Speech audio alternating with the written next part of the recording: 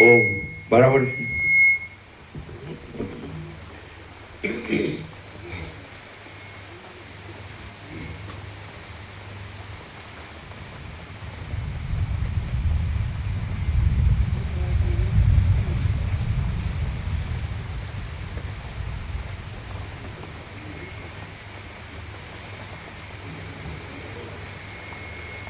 પરમ ચિદાકાશ,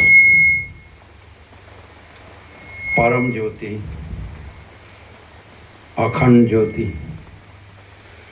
મહાચિદાકાશ, સ્વયં પ્રકાશ, સંપૂર્ણ પ્રકાશ, પૂર્ણ બ્રહ્મ, અનંત તેજઘન, અનંત ચિદઘન, પરમાકાશ, કેવલ, અનંત, શુદ્ધ, તેજઘન, પરમાકાશ, અખિલાત્મા, પૂર્ણ બ્રહ્મ, પરમાત્મા, પરમ ચિદાકાશ, પરમ જ્યોતિ, અખંડ જ્યોતિ, અનંત, પૂર્ણ, પરમ ચિદાકાશ, પરમ શાંતિ, स्वयं सिद्ध, स्वयं प्रकाश, स्वयं पूर्ण, स्वस्वरूप, यही सब कुछ है,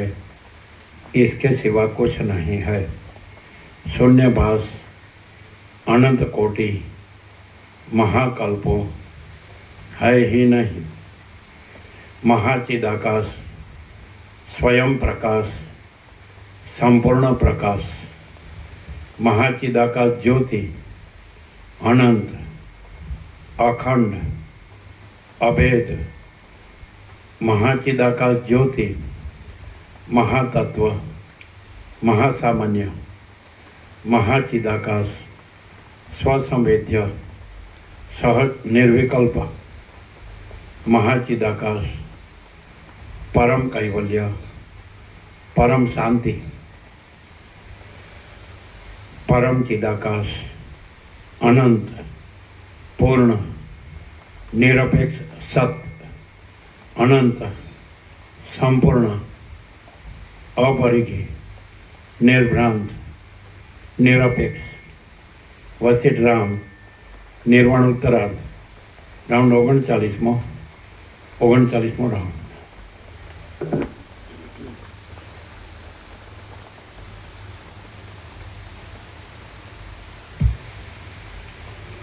आद्य परब्रह्म सद्गुरु देव की जय।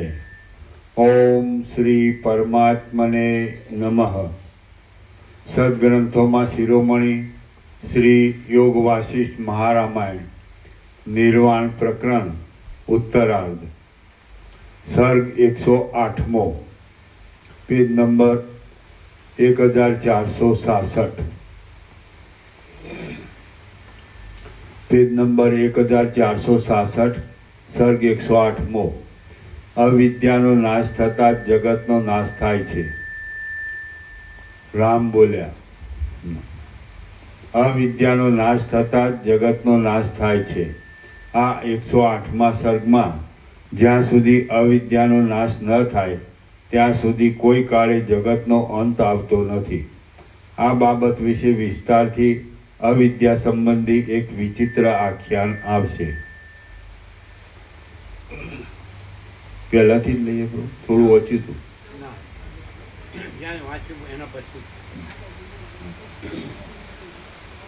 वर्णन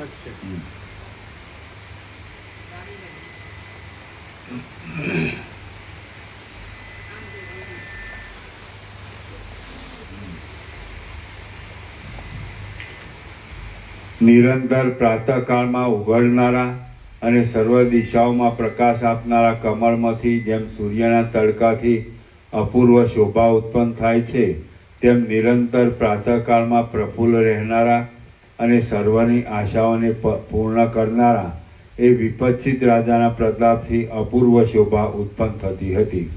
ए राजानी बुद्धि ब्राह्मण तरफ बहु श्रद्धावाળી हती अने तेनामां जाति फल वर्ण आश्रम आदिનું उत्तम अभिमान રહ્યું હતું। તે ભક્તિ વડે સદાકાળ એક સરખી રીતે અગ્નિને જ પોતાના ઈષ્ટ દેવતા રૂપે પૂજતો હતો અને બીજા કોઈ પણ દેવને તે જાણતો પણ ન હતો. તેના મંત્રીમંડળમાં મહાધીર તથા નિર્ભય સૈન્યવાળા બળવાન 4 મંત્રીઓ હતા અને તેઓ ચારેય દિશામાં 4 મહાસાગરની પેઠે મર્યાદાનું પાલન કરવા માટે યોજાયા હતા. સમુદ્રોમાં જેમ માછલાઓના અને મગરમચ્છોના સમૂહો રહ્યા હોય છે, તેમ એ મંત્રીઓ પણ ઘોડાઓ અને હાથીઓના સમૂહોથી યુક્ત હતા. સમુદ્રોમાં જેમ ચકરીઓના સમૂહો રહ્યા હોય છે, તેમ એ મંત્રીઓ પણ ચક્રવ્યૂહ વડે મહાસુશોભિત જણાતા હતા. સમુદ્રો જેમ તરંગો વડે રમણીય જણાય છે, તેમ એ મંત્રીઓ પણ બળથી કૌંસમાં શક્તિ અને સૈન્યથી બહુ રમણીય જણાતા હતા. પૃથ્વીને શોભાવનારો એ વિપચિત રાજા પોતાના મંત્રીઓ વડે સર્વ દિશાઓરૂપી ચક્રનો નાભીની પેઠે આધારરૂપ હતો. સુદર્શન ચક્રની પેઠે શત્રુઓથી અજય હતો અને સર્વ શત્રુવર્ગને જીતતો હતો. તેની પાસે એક દિવસ પૂર્વ દિશા તરફથી એક ચતુર દૂત આવી ઊભો રહ્યો. તે રાજાને એકાંતમાં કાળના વેગના જેવી ઉતાવળી ગતિવાળું અને ઘોર અક્ષરવાળું આ વચન કહેવા લાગ્યો: અસ્ખલિત રીતે પૃથ્વીરૂપી ગાયને ખીલાની પેઠે પોતાના બંને હાથરૂપી વૃક્ષમાં વિશ્રામ આપનાર વિષ્ણુ તુલ્ય હે મહારાજ, મારા મુખથી હું જે હકીકત કહું છું તે આપ સાંભળો અને પછી જેમ યોગ્ય લાગે તેમ કરો. પૂર્વ દિશામાં આપે જે સામંત મોકલ્યો હતો તે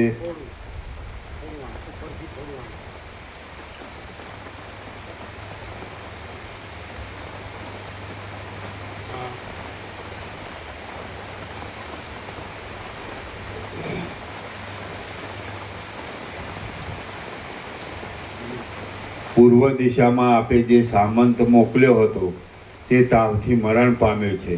આપે તેને સર્વ શત્રુઓને જીતી દિગ્વિજય કરવા માટે આજ્ઞા કરી હતી અને તે યમને જીતવા સારું યમપુરીમાં ચાલ્યો ગયો હોય એમ હું માનું છું.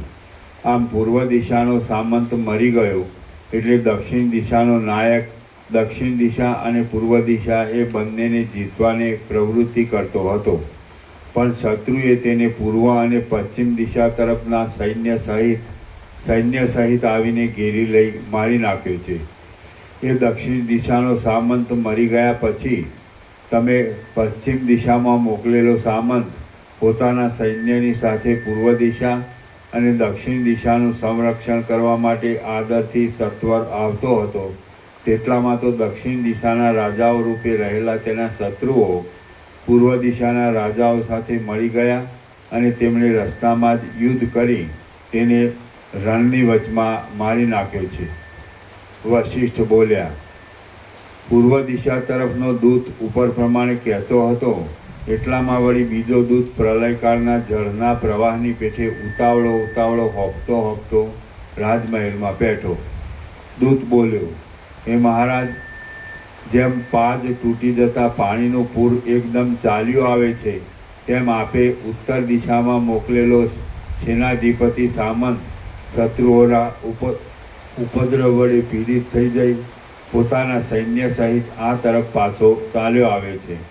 વશિષ્ઠ બોલ્યા: ઉપર પ્રમાણેના વચન સાંભળી રાજા હવે કાળક્ષેપ કરવો વાસ્તવ નથી એમ માની પોતાના ઉત્તમ મંદિરમાંથી બહાર નીકળ્યો અને પોતાની પાસેના હાજુરિયાને કહેવા લાગ્યો: રાજાઓ, સામંતો અને મંત્રીઓને યુદ્ધની તૈયારી કરી અહીં બોલાવી લાવો.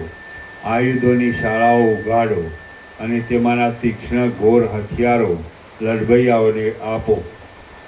શરીરોમાંના બખ્તરોને ધારણ કરો. પાયદળ અહીં હાજર થઈ જાઓ. સૈન્યની ગણતરી કરો અને ઉત્તમ યુક્તિઓની ગોઠવણ કરો. સેનાના જુદા જુદા અધ્યક્ષોની નિમણૂક કરો અને ચારે બાજુ દૂતોને મોકલો. વશિષ્ઠ બોલ્યા: રાજા જુત્સાથી અને ઝડપથી ઉપર પ્રમાણે કહેતો હતો એટલામાં વ્યાકુળ ચિત્તવાળો પ્રતિહાર પ્રવેશ કરી કહેવા લાગ્યો: પ્રતિહાર બોલ્યો, હે મહારાજ, ઉત્તર દિશા તરફનો સેનાપતિ સામંત મહાર દોઢીએ ઊભો છે. કમળ જેમ સૂર્યના દર્શન ઈચ્છે છે તેમ તે આપ રાજાધિરાજના દર્શનને ઈચ્છે છે. રાજા બોલ્યા, જાઓ, તેને સત્વર અહીં બોલાવી લાવો. તેની પાસેથી વૃત્તાંત સાંભળી દિશાઓના અંતોમાં શું બન્યું તે આપણે જાણી લઈએ. વશિષ્ઠ બોલ્યા, રાજાએ પ્રતિહારને ઉપર પ્રમાણે કહ્યું એટલે તેણે અંદર મોકલેલા સેનાપતિ સામંતને રાજાએ પોતાની પાસે આવેલો જોયો.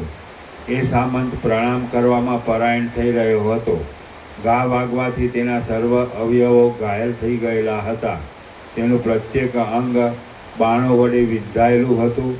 તે શ્વાસ વડે વ્યાકુળ બની ગયો હતો, રુધિરનું વમન કરતો હતો અને નિર્બળપણાથી શત્રુઓએ તેને જીતી લીધો હતો.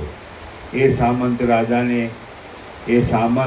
રાજાને પ્રણામ કરીને પોતાના અંગમાં થતી વ્યથાને ધૈર્ય વડે સંભાવી રાખી હતી અને નિરંતરપણે અવિચ્છિન્ન રીતે વહ્યા કરતા શ્વાસથી તે હાંફી રહ્યો હતો.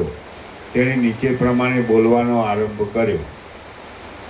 સેનાપતિ સામંત બોલ્યો, હે મહારાજ, ત્રણેય દિશાઓમાં આપે અધિકારી તરીકે મોકલેલા ત્રણેય સામંતો પોતાના વિસ્તીર્ણ સૈન્યની સાથે યમપુરીમાં ગયા છે. તે જાણે આપની આજ્ઞાથી યમને જીતવા માટે ત્યાં ગયા હોય એમ લાગે છે. હું તેમના દેશોને સંભાળતો હતો, પણ મને અશક્ત જોઈને ઘણા રાજાઓ મારી પછવાડે લાગ્યા છે. તેઓ બળાત્કારથી ઠેઠ આટલી સુધી આવી પહોંચ્યા છે. શત્રુઓનું મોટું સૈન્ય આપ મહારાજાના દેશમાં આવી પહોંચ્યું છે, તો જેમ તેમણે આપના સૈન્યની દુર્દશા કરી છે તેમ આપે તેની દુર્દશા કરવી જોઈએ. આપ જેવા મહારાજાને કશું પણ દુર્જય નથી. વશિષ્ઠ બોલ્યા, વેદના વડે પીડાયેલો તથા રણમાં ઘાયલ થયેલો તે સામંત આ પ્રમાણે બોલતો હતો એટલામાં વળી એક બીજો પુરુષ ઉતાવળથી પ્રવેશ કરી કહેવા લાગ્યો, હે મહારાજ, આપણા દેશના પુરુષો પીપળા આદિ વૃક્ષના પાંદડાઓની પેઠે કાપે છે અને ચો તરફ ડોલ્યા કરે છે. ચારે દિશાઓમાં શત્રુઓની મોટી સેનાઓ આવી પડી છે. મહાજાજ્વલ્યમાન ચક્ર, ગદા, પ્રાસ, કુંત આદિ આયુધોના તો જાણે જંગલો ખડા થઈ રહ્યા હોય તેવો શત્રુઓનો કાંતિમય દેખાવ છે. તેથી આપણી જમીન જાણે લોકાલોક પર્વતના તટો વડે જ વીંટાઈ ગઈ છે. પતાકા, આયુધો અને યોદ્ધાઓને અંગમાં ધારણ કરી રહેલા તથા ચપળ સામાન વડે આકુળ દેખાતા તે રથો આકાશમાં ઉડેલા ત્રિપુરના સમૂહની પેઠે ચારે બાજુ પથરાઈ રહેલા દેખાય છે. પોતાની સૂંઢોને આકાશમાં ઉછાળતા અને જાણે માંસના વૃક્ષોના વનો ખડા થઈ રહ્યા હોય એવા દેખાતા હાથીઓના સમૂહો વર્ષા ઋતુમાં ગાજતા વરસાદના સમૂહના જેવી ગર્જના કરે છે.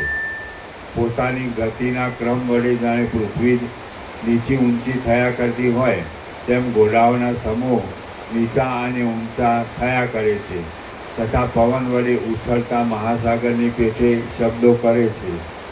શ્રમને લીધે ફીણવાળા ઘુમરીઓની પેઠે ભમ્યા કરતા અને ચારે બાજુ કુંડાળાની પેઠે ચક્કર મારતા ઘોડાઓના સમૂહો ક્ષીરસાગરના જળની પેઠે અવાજ કરતા રહે છે. પ્રલયકાળના મહાસાગરનું પૂર જેમ પોતાના વિશાળ તરંગો વડે ચારે બાજુ ફરી વળે છે તેમ આકાશની પેઠે તડકાટ મારતા કવચ શસ્ત્ર આદિની તૈયારી વડે સુશોભિત એવું બળવાન સૈન્ય પ્રત્યેક દિશામાં ફરી વળેલું દેખાય છે. એ સૈન્યને અંગે રહેલા બાણ, શસ્ત્ર, અસ્ત્ર, બખ્તર, મુકુટ અને આભૂષણ કાંતિઓ જાણે આપના પ્રતાપરૂપી અગ્નિની મૂર્તિમાન જ્વાળાઓ હોય તેમ ચારે બાજુ ચમક્યા કરે છે. માછલા, મગરમચ્છ આદિના આકારે રચાયેલા વ્યૂહો વડે યુક્ત અને વંટોળિયા વાયુની પેઠે ચારે બાજુ ફરી વળેલી સેનાઓ યોદ્ધાઓની ભીડથી ભરપૂર દેખાય છે. કુંત, ભાલા આદિ આયુધોની પંક્તિઓ એકબીજામાં પરસ્પર અથડાવાથી જાણે કોપ પામી હોય તેમ તીક્ષ્ણ અવાજ પેદા કરે છે અને ઝબકારા મારે છે. હે મહારાજ, ઉપર પ્રમાણે આપને વિજ્ઞપ્તિ કરવાને મને મારા સ્વામીએ આપના સામંતે આજ્ઞા કરેલી છે અને તેઓ પોતે આપણા દેશની સીમના અંતમાં આવેલી જાળીમાંથી યુદ્ધ માટે ગયા છે. હે મહારાજ, હવે હું પાછો એ મારા સ્વામીની મદદ કરવાને સાંગ બાણ વગેરેની તૈયારી કરી જાઉં છું. મગા આપણે ગયા વર્ષે 17મી ઓગસ્ટથી 30 ઓગસ્ટ સુધી મગા હતા 14 દિવસ, અને ફૂલ મેઘરાજ આવ્યો અને મેસોમાં ફૂલ બાઢ આવી. તો અત્યારે મગા ક્યાં છે? 30 ઓગસ્ટ ખબર નથી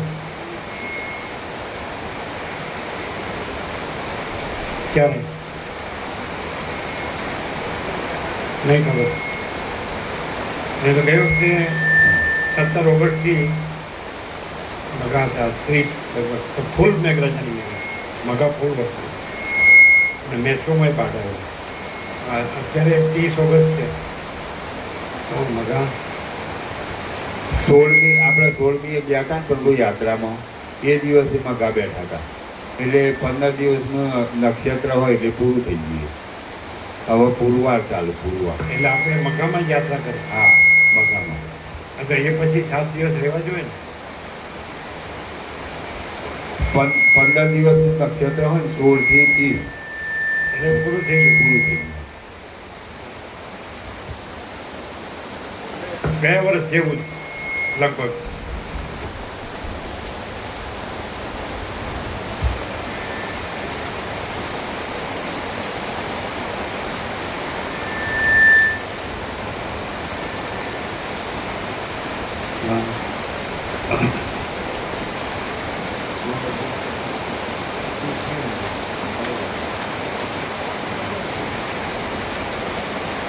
પતાકા, આયુધો અને યોદ્ધાઓને અંગમાં ધારણ કરી રહેલા તથા ચપળ સામાન વડે આકુર દેખાતા તે રથો આકાશમાં ઉડેલા ત્રિપુરના સમૂહની પેઠે ચારે બાજુ પથરાઈ રહેલા દેખાય છે.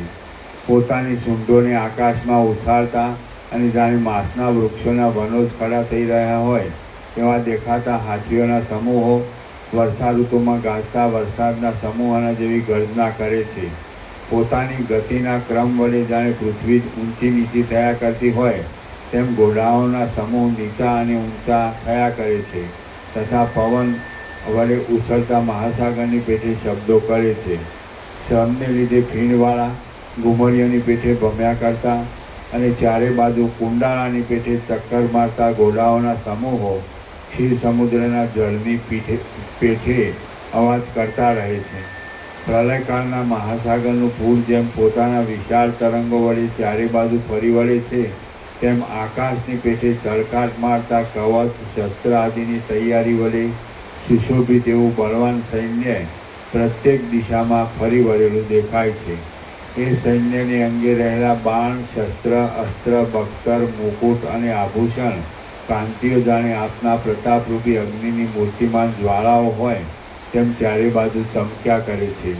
માછલા, મગરમચ્છ આદિના આકારે રચાયેલા વ્યૂહો વડે યુક્ત અને વંટોળિયા વાયુની પેઠે ચારે બાજુ ફરી વળેલી સેનાઓ યોદ્ધાઓની ભીડથી ભરપૂર દેખાય છે. કુંત આદિ આયુધોની પંક્તિઓ એકબીજામાં પરસ્પર અથડાવાથી જાણે કોપ પામી હોય તેમ તીક્ષ્ણ અવાજ પેદા કરે છે અને ઝબકારા મારે છે. હે મહારાજ, ઉપર પ્રમાણે આપને વિજ્ઞપ્તિ કરવાની મને મારા સ્વામીએ આપના સામંતે આજ્ઞા કરેલી છે અને તેઓ પોતે આપણા દેશની સીમના અંતમાં આવેલી જાળીમાંથી યુદ્ધ માટે ગયા છે. હે મહારાજ, હવે હું પાછો એ મારા સ્વામીની મદદ કરવાની સાંગ બાણ વગેરેની તૈયારી કરી જાઉં છું. જે કાંઈ કહેવાનું હતું તે સર્વ હું આપને નિવેદન કરી ચૂક્યો છું. હવે જે કર્તવ્ય હોય તે આપ જાણો. વશિષ્ઠ બોલ્યા. એ દૂત ઉપર પ્રમાણે કહી ગળગળો થઈ ગયો અને સમુદ્રના તરંગની પેઠે શાંત થઈ પ્રણામ કરી તરત ચાલતો થયો. ગભરાટને પામેલા મંત્રીઓ આ છે ને, તમે બધા હાથેથી થોડું આમ ફેરવી નાખો, આમ રાખો એટલે વિસલ થાય.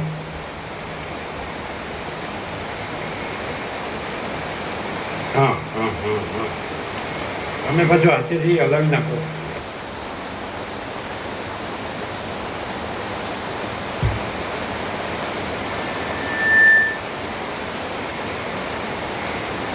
ગભરાટને પામેલા મંત્રીઓ, રાજાઓ, યોદ્ધાઓ, હાથીઓ, ઘોડાઓ, નોકરો, નગરજનો અને સ્ત્રીઓ વગેરેના ટોળાઓથી વ્યાકુળ થયેલો અને પોતાના ઉપર આવી પડેલા ભયને લીધે હાથમાં ઉપાડેલા હથિયારોવાળા અનેક જનસમૂહોથી ભરેલો તે રાજમહેલ પ્રચંડ પવન વડે વ્યાકુળ થઈ રહેલા મોટા જંગલના જેવો અતિ વ્યાકુળતાવાળો દેખાતો હતો.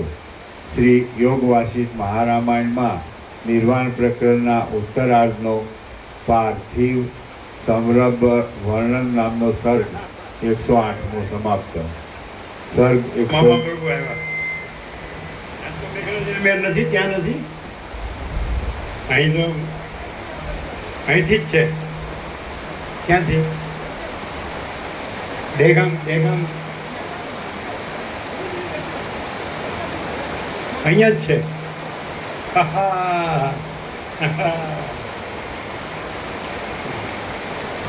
એમ છે. ત્યારે અમે કીધું હા કાલે આવવાના રવિવારે, એટલે કદાચ આજે વિશ્રામને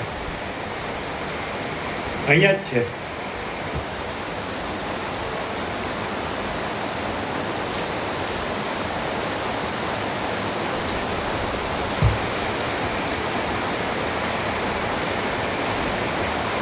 સર્ગ 109મો.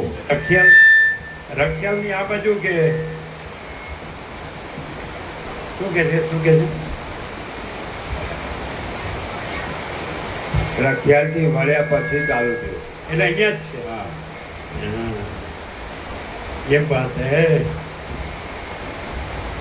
દેવો પુષ્પ વૃષ્ટિ કરે છે અમૃતથી દિયો, અને કદાચ મગા ઉતરતા મગા છે ને, એટલે મગા ખરા.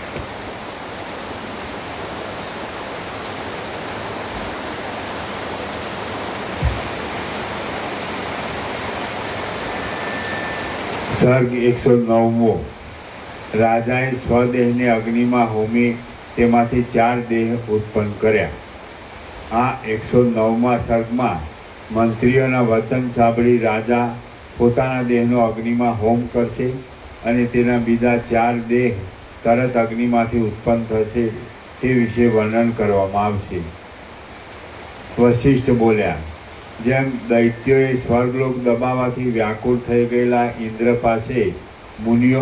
પાસે મુનિઓ આવે, તેમ શત્રુઓએ પોતાનો દેશ ઘેરી લેવાથી વ્યાકુળ થઈ ગયેલા રાજા પાસે એટલા સમયમાં સર્વ મંત્રીઓ ભેગા થઈ ગયા. મંત્રીઓ બોલ્યા, હે મહારાજ, અમે વિચાર કરી બધો નિર્ણય કરી લીધો છે કે સામ, દામ અને ભેદ એ ત્રણેય ઉપાયો આપણા શત્રુઓ પાસે કાર્ય કરી શકે તેમ નથી, માટે તેનો દંડ જ આપવો જોઈએ. હે મહારાજ, સામ અને ભેદ આપણે કોઈ દિવસ અગાઉ પણ શત્રુઓ પાસે કરેલ નથી, તો હમણાં તે કરવાની વાત જ શી કરવી?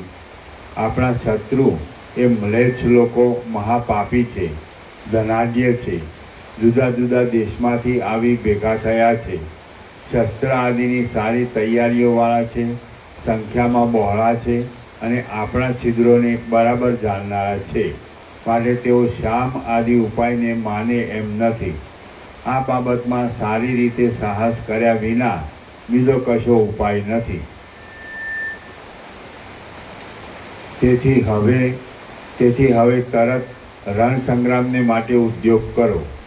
આપ હવે શૂરવીર પુરુષોને યુદ્ધ માટે આજ્ઞા આપો, ઈષ્ટ દેવતાની પૂજા કરો, સામંતોને બોલાવો અને રણના નગારા વગડાવો. સર્વ યોદ્ધાઓ તૈયાર થઈ રણ સંગ્રામમાં નીકળી પડો. સર્વ દિશાઓને હાથીઓ વડે જાણે પ્રલયકાળના કાળા મેઘો વડે સુશોભિત હોય તેવી સુશોભિત બનાવો. ધનુષ્યના પરસ્પર અથડાવાથી ઊંચા નાદો થતા રહો.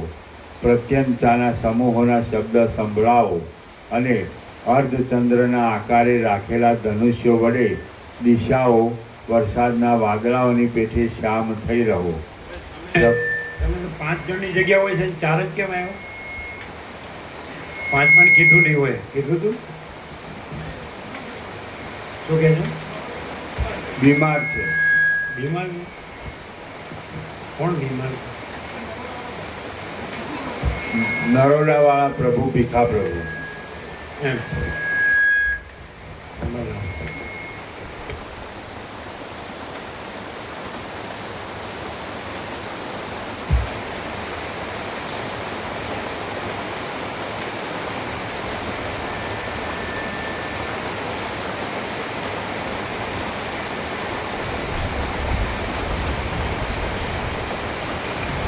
ઝબકારા મારતી પ્રત્યંચારૂપી વીજળી વડે સુશોભિત ઘાટા સિંહનાદ રૂપી ગર્જના વડે યુક્ત અને ધનુષ્ય કુંડળ વગેરેથી સુંદર દેખાતા સુરવીર રૂપી મેઘો બાણો રૂપી જળધારા વરસાવો.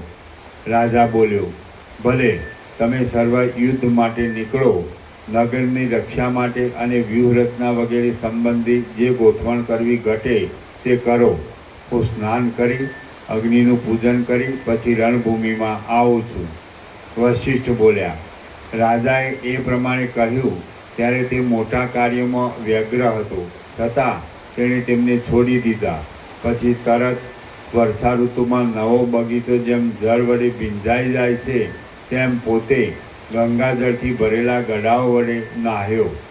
હવે તેણે અગ્નિશાળામાં પ્રવેશ કર્યો અને શાસ્ત્રાનુસાર આદર વડે અગ્નિનું પૂજન કરી તેણે વિચાર કરવા માંડ્યો. અનાયાસે મળેલા અનેક વિલાસોવાળા વૈભવોની શોભા વડે મેં આખું આયુષ્ય ગાળ્યું છે. પ્રજાને અભયદાન પણ આપ્યું છે અને ઠેઠ સમુદ્ર પર્યંત મારી મહોર છાપ તથા મારો જ હુકમ મેં અનુભવ્યો છે. શત્રુઓના રાજ્ય લઈ મેં તેમને મારા પગ તળે દબાવ્યા છે અને 10 દિશાઓને કર આદિરૂપી ફળોના ભાર વડે મેં લતાની પેઠે નમાવી દીધેલી છે. પ્રજાઓના ચિત્તરૂપી ચંદ્રબિંબમાં મેં મારો નિર્મળ યશ સારી રીતે પૂરી દીધેલો છે. મેં મારી કીર્તિલતારૂપી ગંગાને પૃથ્વીમાં સર્વત્ર પ્રસારી દીધી છે અને તે નીચેનાથી તે ઉપરના સર્વલોકમાં વ્યાપ્ત છે.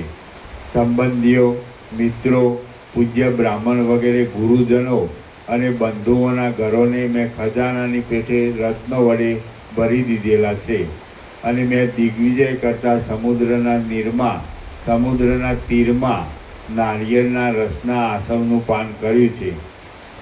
શત્રુઓના પ્રાણને મેં શબ્દ કરતી વખતે દેડકાના ગળાના ભાગની હાલતી ચામડીની પેઠે કંપાવેલ છે. બીજા દ્વીપોના કુલાચલ પર્વતોને મેં મારી આજ્ઞાને માથે ચડાવનારા બનાવી દીધા છે. મેં સિદ્ધ લોકોની સેનામાં વિહાર કર્યો છે અને હું દિશાઓના અંત ભાગમાં આવેલી અપૂર્વ કાંચનમય ભૂમિમાં પણ ફર્યો છું. પૃથ્વીના અંત ભાગમાં આવેલા પર્વતોના શિખર ઉપર પણ મેં વરસાદના વાદળાઓની પેઠે વિશ્રાંતિ લીધી છે. જ્ઞાન વડે પૂર્ણ એવી બુદ્ધિ જેમ એકાંતમાં સમાધિના અભ્યાસ વડે પરમપદમાં વિશ્રાંત થાય છે તેમ મેં પ્રજાના પ્રિય અર્થનું સંપાદન કરી અને સમૃદ્ધ દેશો મેળવ્યા હતા. જ્ઞાન વડે પૂર્ણ એવી બુદ્ધિ જેમ એકાંતમાં સમાધિના અભ્યાસ વડે પરમપદમાં વિશ્રાંત થાય છે. જ્ઞાન વડે પૂર્ણ એવી બુદ્ધિ જેમ એકાંતમાં સમાધિના અભ્યાસ વડે પરમપદમાં વિશ્રાંત થાય છે તેમ મેં પ્રજાના પ્રિય અર્થનું સંપાદન કરી અને સમૃદ્ધ દેશો મેળવ્યા હતા. વળી મેં દુષ્ટ રાક્ષસોને દ્રઢ અને મજબૂત બેડીઓમાં નાખ્યા હતા.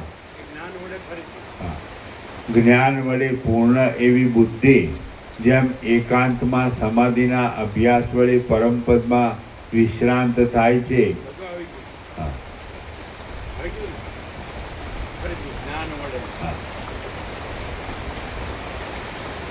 જ્ઞાન વડે પૂર્ણ એવી બુદ્ધિ જેમ એકાંતમાં સમાધિના અભ્યાસ વડે પરમપદમાં વિશ્રાંત થાય છે તેમ મેં પ્રજાના પ્રિય અર્થનું સંપાદન કરી અને સમૃદ્ધ દેશો મેળવ્યા હતા.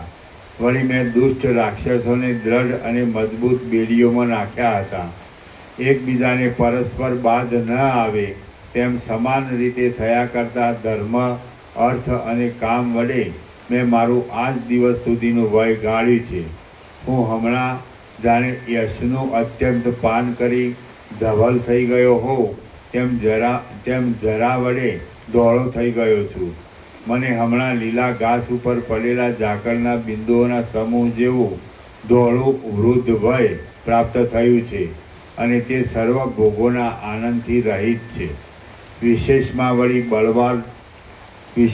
વળી બળવાન ભયંકર શત્રુઓ ચડી આવ્યા છે અને તેઓ યુદ્ધ ઈચ્છે છે. એ લોકો ચારે બાજુથી ભેગા થઈ સંપીને આવેલા છે. યુદ્ધમાં જય સંદિગ્ધ છે. માટે અહીં આ સમયે જયદાયી એવા આ અગ્નિદેવને હું પ્રકટ કરીને આ મારા મસ્તકની આહુતિ આપું. રાજા બોલ્યો, હે દેવાદિદેવ, હે અગ્નિદેવ, યજ્ઞમાં પુરોદાસની પેઠે આ મારા મસ્તકને હું આપના કુંડમાં આહુતિ રૂપે હોમું છું.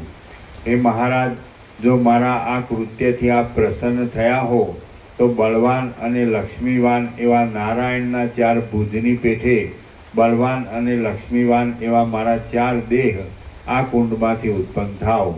એટલે તે વડે હું ચારે દિશાઓમાં શત્રુઓને નિર્વિઘ્નપણે મારું. જો મારા આ કૃત્યથી આપ પ્રસન્ન થયા હો તો બળવાન અને લક્ષ્મીવાન એવા નારાયણના 4 ભુજની પેઠે બળવાન અને લક્ષ્મીવાન એવા મારા 4 દેહ આ કુંડમાંથી ઉત્પન્ન થાવ. એટલે તે વડે હું ચારે દિશાઓમાં શત્રુઓને નિર્વિઘ્નપણે મારું.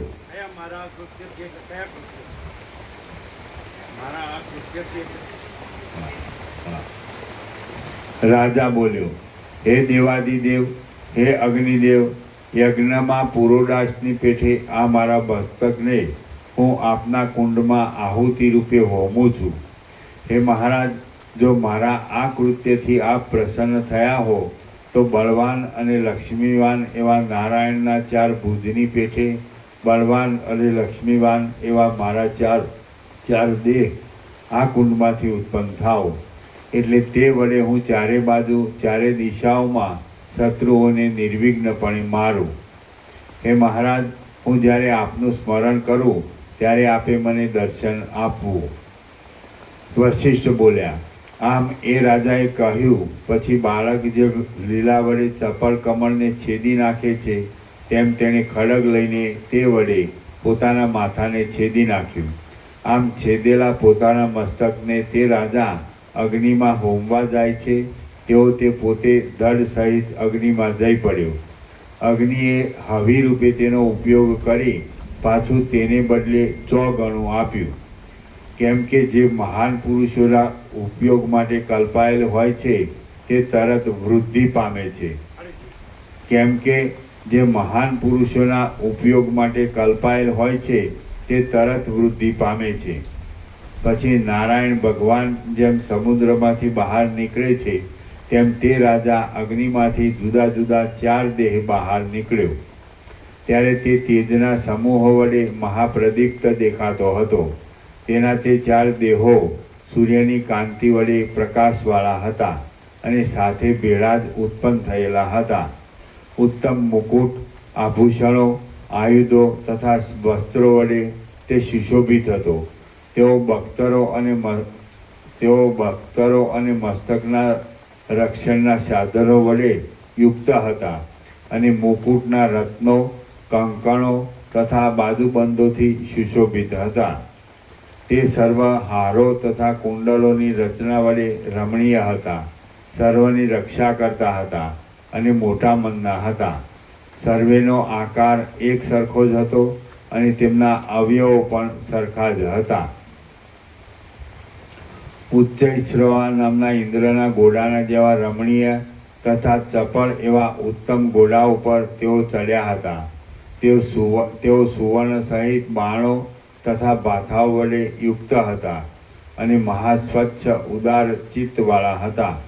તે ચારેયના ધનુષ્ય અને પ્રત્યંતા સમાન હતા. તેમ દેહ પણ સમાન સુંદર હતા. એ રાજાના ચારેય દેહ પાલખી ઉપાડનારા જે પુરુષો ઉપર, હાથી ઉપર, રથ ઉપર કે ઘોડા ઉપર બેસે તેને શત્રુએ યોજેલ મંત્ર, યંત્ર, કૃત્યા, શસ્ત્ર તથા અસ્ત્ર આદિ દોષો કાંઈ બાદ કરી શકે નહીં એવો તેમનો પ્રભાવ હતો. કેમ જાણે વડવા નલે પ્રથમ ચારેય સમુદ્રનું પાન કરી ઘણા કાળ સુધી પોતાના ગર્ભમાં રાખી પછી પુરુષ આકારે અગ્નિકુંડમાં પાછા ઉત્પન્ન કર્યા હોય તેવા તે મહાગંભીર દેખાતા હતા. રત્ન વડે શણગારેલા ઘોડાઓના દેહમાં સુશોભિત દેખાતા, પુષ્પોના સમૂહો વડે પૂર્ણ દેહવાળા અને ચંદ્રમાના જેવા સુંદર હાસ્ય વડે દિશાઓને પ્રકાશ આપનારા ચારેય વિપચ્છિત રાજાઓ આહુતિ વડે હોમાયેલ અગ્નિમાંથી જાણે મૂર્તિમાન ચાર વિષ્ણુ જ હોય અથવા મૂર્તિમાન ચાર વેદ હોય અથવા તો મૂર્તિમાન ચાર સમુદ્ર હોય તેમ બહાર નીકળ્યા. શ્રી યોગ વાસિષ્ઠ મહારામાયણમાં નિર્વાણ પ્રકરણના ઉત્તરાર્ધનો અગ્નિ પ્રવેશથી દેહ લાભ નામનો સર્ગ 109મો સમાપ્ત. સર્ગ 110મો. વિપચ્છિતનું શત્રુઓની સાથે ઘોર યુદ્ધ. આ 110મા સર્ગમાં શહેરની પાસે ચારેય દિશાઓમાં આવી પડેલા શત્રુઓ સાથે પ્રવૃત્ત થયેલા દારૂણ યુદ્ધ વિશે વિસ્તારથી વર્ણન કરવામાં આવશે. વશિષ્ઠ બોલ્યા, એટલા સમયમાં શહેરની પાસે ચારેય દિશાઓમાં આવી પડેલા શત્રુઓની સાથે મહાદારૂણ યુદ્ધ ચાલુ થયું. શત્રુઓ ગામડાઓને અને નગરને લૂંટવા લાગ્યા. પ્રજાઓનો સમૂહ અત્યંત વ્યાકુળ થઈ ગયેલો જણાતો હતો. કેટલાકના દેહો અગ્નિની જ્વાળા લાગવાથી બળતા દેખાતા હતા. ધુમાડારૂપી વાદળાઓના ગોટાઓથી સર્વ ભાગ વ્યાપ્ત થઈ રહ્યો હતો. બાણોના સમૂહ વડે અને ઘણા ધુમાડાથી સૂર્યનારાયણ ઢંકાઈ ગયા હતા. તેથી ચારે બાજુ અંધકાર પથરાઈ રહ્યો હતો. ક્ષણ માત્રમાં સૂર્ય દેખાતો હતો અને ક્ષણવારમાં તે અદૃશ્ય થઈ જતો હતો. અગ્નિની જ્વાળાઓનો મોટો તાપ લાગવાથી વનના વૃક્ષોના પાંદડાઓ તપી જતા હતા. ચપળ ઉંબાડિયા, સૂળ અને મુસળ વડે આખું આકાશ પૂરાઈ રહ્યું હતું. અગ્નિના અનેક પ્રતિબિંબોથી આયુધોનો બમણો પ્રકાશ દેખાતો હતો. રણમાં સામે પગલે મરાયેલા મોટા શૂરવીરો સ્વર્ગમાં ઇન્દ્રની અપ્સરા અને અમૃતને પામતા હતા. ઉચ્છૃંખલપણે થયા કરતી હાથીઓની ગર્જનાને લીધે રણમાં ઉત્સાહ રાખનારા પુરુષોને હર્ષ થતો હતો. ભૂસુંડી, પ્રાસ, શૂળ, તોમર આદિ આયુધોના સમૂહની વૃષ્ટિ થતી હતી. કેટલાક પામર પુરુષો તો યુદ્ધમાં યોદ્ધાઓના કોલાહલના શ્રવણ માત્રથી જ હૃદયનો ભંગ થઈ જતા મરી જતા હતા. ધૂળનો સમૂહ ઉપર પથરાઈ જવાથી ધોળા થઈ રહેલા વાદળાઓથી અંતરિક્ષનો માર્ગ રોકાઈ ગયો હતો. મરણના ભયથી વ્યગ્ર થઈ ગયેલા સામંતોના સમૂહો મોટા પોકારની સાથે નાચતા હતા. આમ તેમ ચોબાજુ ઉત્પાતનો અગ્નિ લાગ્યો હતો. તેથી પ્રજાઓ પીડિત થતી હતી. અગ્નિ વડે બળી જવાથી ઘરો પડી જતા હતા અને તેમાંથી અગ્નિ વરસનારા ધુમાડારૂપી વાદળાઓ નીકળતા હતા. શત્રુનું મરણ થતાં આનંદ આપનારા અસંખ્ય બાણોની ધારારૂપી વરસાદથી સર્વ ભાગ વ્યાપ્ત થઈ ગયો હતો. એ યુદ્ધ ઘોડાઓરૂપી તરંગોથી સમુદ્રના તરંગોનો પરાજય કરતું હતું.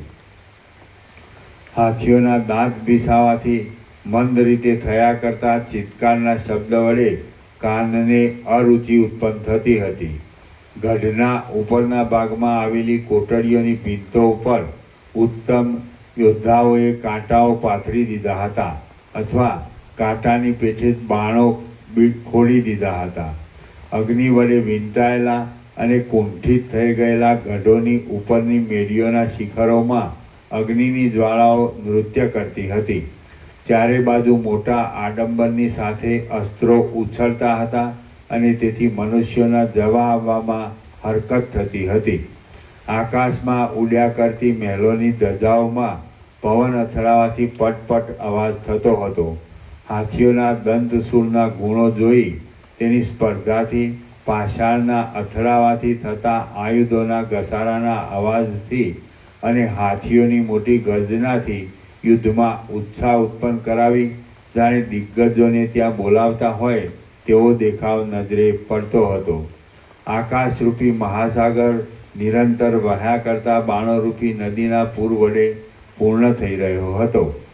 નિરંતર ચાલ્યા કરતી ચક્ર, ભાલા અને તલવારની ધારાઓરૂપી મગરમચ્છોથી તેમાં પ્રવેશ કરવાનું કામ પણ બહુ જ કઠણ હતું.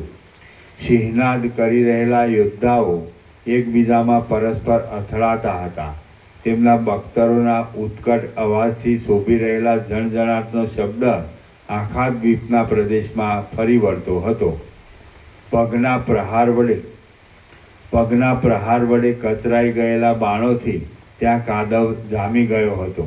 વહ્યા કરતી રુધિરની નદીના પ્રવાહમાં રથો અને હાથીઓ તણાતા જતા હતા. ગરુડની ક્રીડાની પેઠે પટ્ટાઓ અને અસ્ત્રો ઊંચે તથા નીચે ઉછળતા હતા. શત્રુઓના બાણરૂપી જળના તરંગને લીધે દુઃખથી પીડાયેલા યોદ્ધાઓના આયુધોરૂપી જળચર પ્રાણીઓ નાસી જતા હતા. આયુધોનો પરસ્પર સંઘર્ષ થતાં તેમાંથી જ્વાળા ઉત્પન્ન થતી હતી અને તેથી આકાશ દેદીપ્યમાન જણાતું હતું. વળી પડિયાથી રહિત જુવાન શૂરવીર પુરુષો રણસંગ્રામમાં મરાતા હતા અને દેવરૂપ થઈ જઈ સ્વર્ગને પ્રાપ્ત થતા હતા. રજરૂપી ધોળા વાદળામાં પ્રખર ચક્રરૂપી વીજળીઓ ચમકતી હતી. આકાશ આયુધો વડે અવકાશ વિનાનું થઈ ગયું હતું અને તેને લીધે આયુધો પૃથ્વી સુધી ન પહોંચતા અદ્ધર ભમતા હતા. બાણને વરસનારા મોટા યોદ્ધાઓનો દોડ જોઈ પ્રતિપક્ષી યોદ્ધાઓ સામે ઉત્કટ સિંહનાદ કરતા હતા. ભાંગી જઈ પૃથ્વી પર પડેલા ગાડામાં ભરાવાથી પૈડા ભાગી જતા કેટલાક રથો નીચે પડતા હતા. શત્રુઓ માથા વગરના ધડો, યોદ્ધાઓ અને વેતાળો સાથે ભળી ગયા હતા. તેથી તેમાં ઘણા કષ્ટે પણ માંડ પ્રવેશ થાય તેવું હતું. વેતાળો સબના ઉત્તમ માંસરૂપ એવા હૃદય કમળના ભાગને ખાઈ જતા હતા. શૂરવીર પુરુષો શત્રુઓની ધોરી નસોને વીંધી નાખતા હતા અને માથું, હાથ, ખરીયો તથા સાથળો વગેરે શસ્ત્ર વડે ચીરી નાખતા હતા. માથા વગરના ધડોના હાથરૂપી વૃક્ષો આમ તેમ હાલી રહ્યા હતા.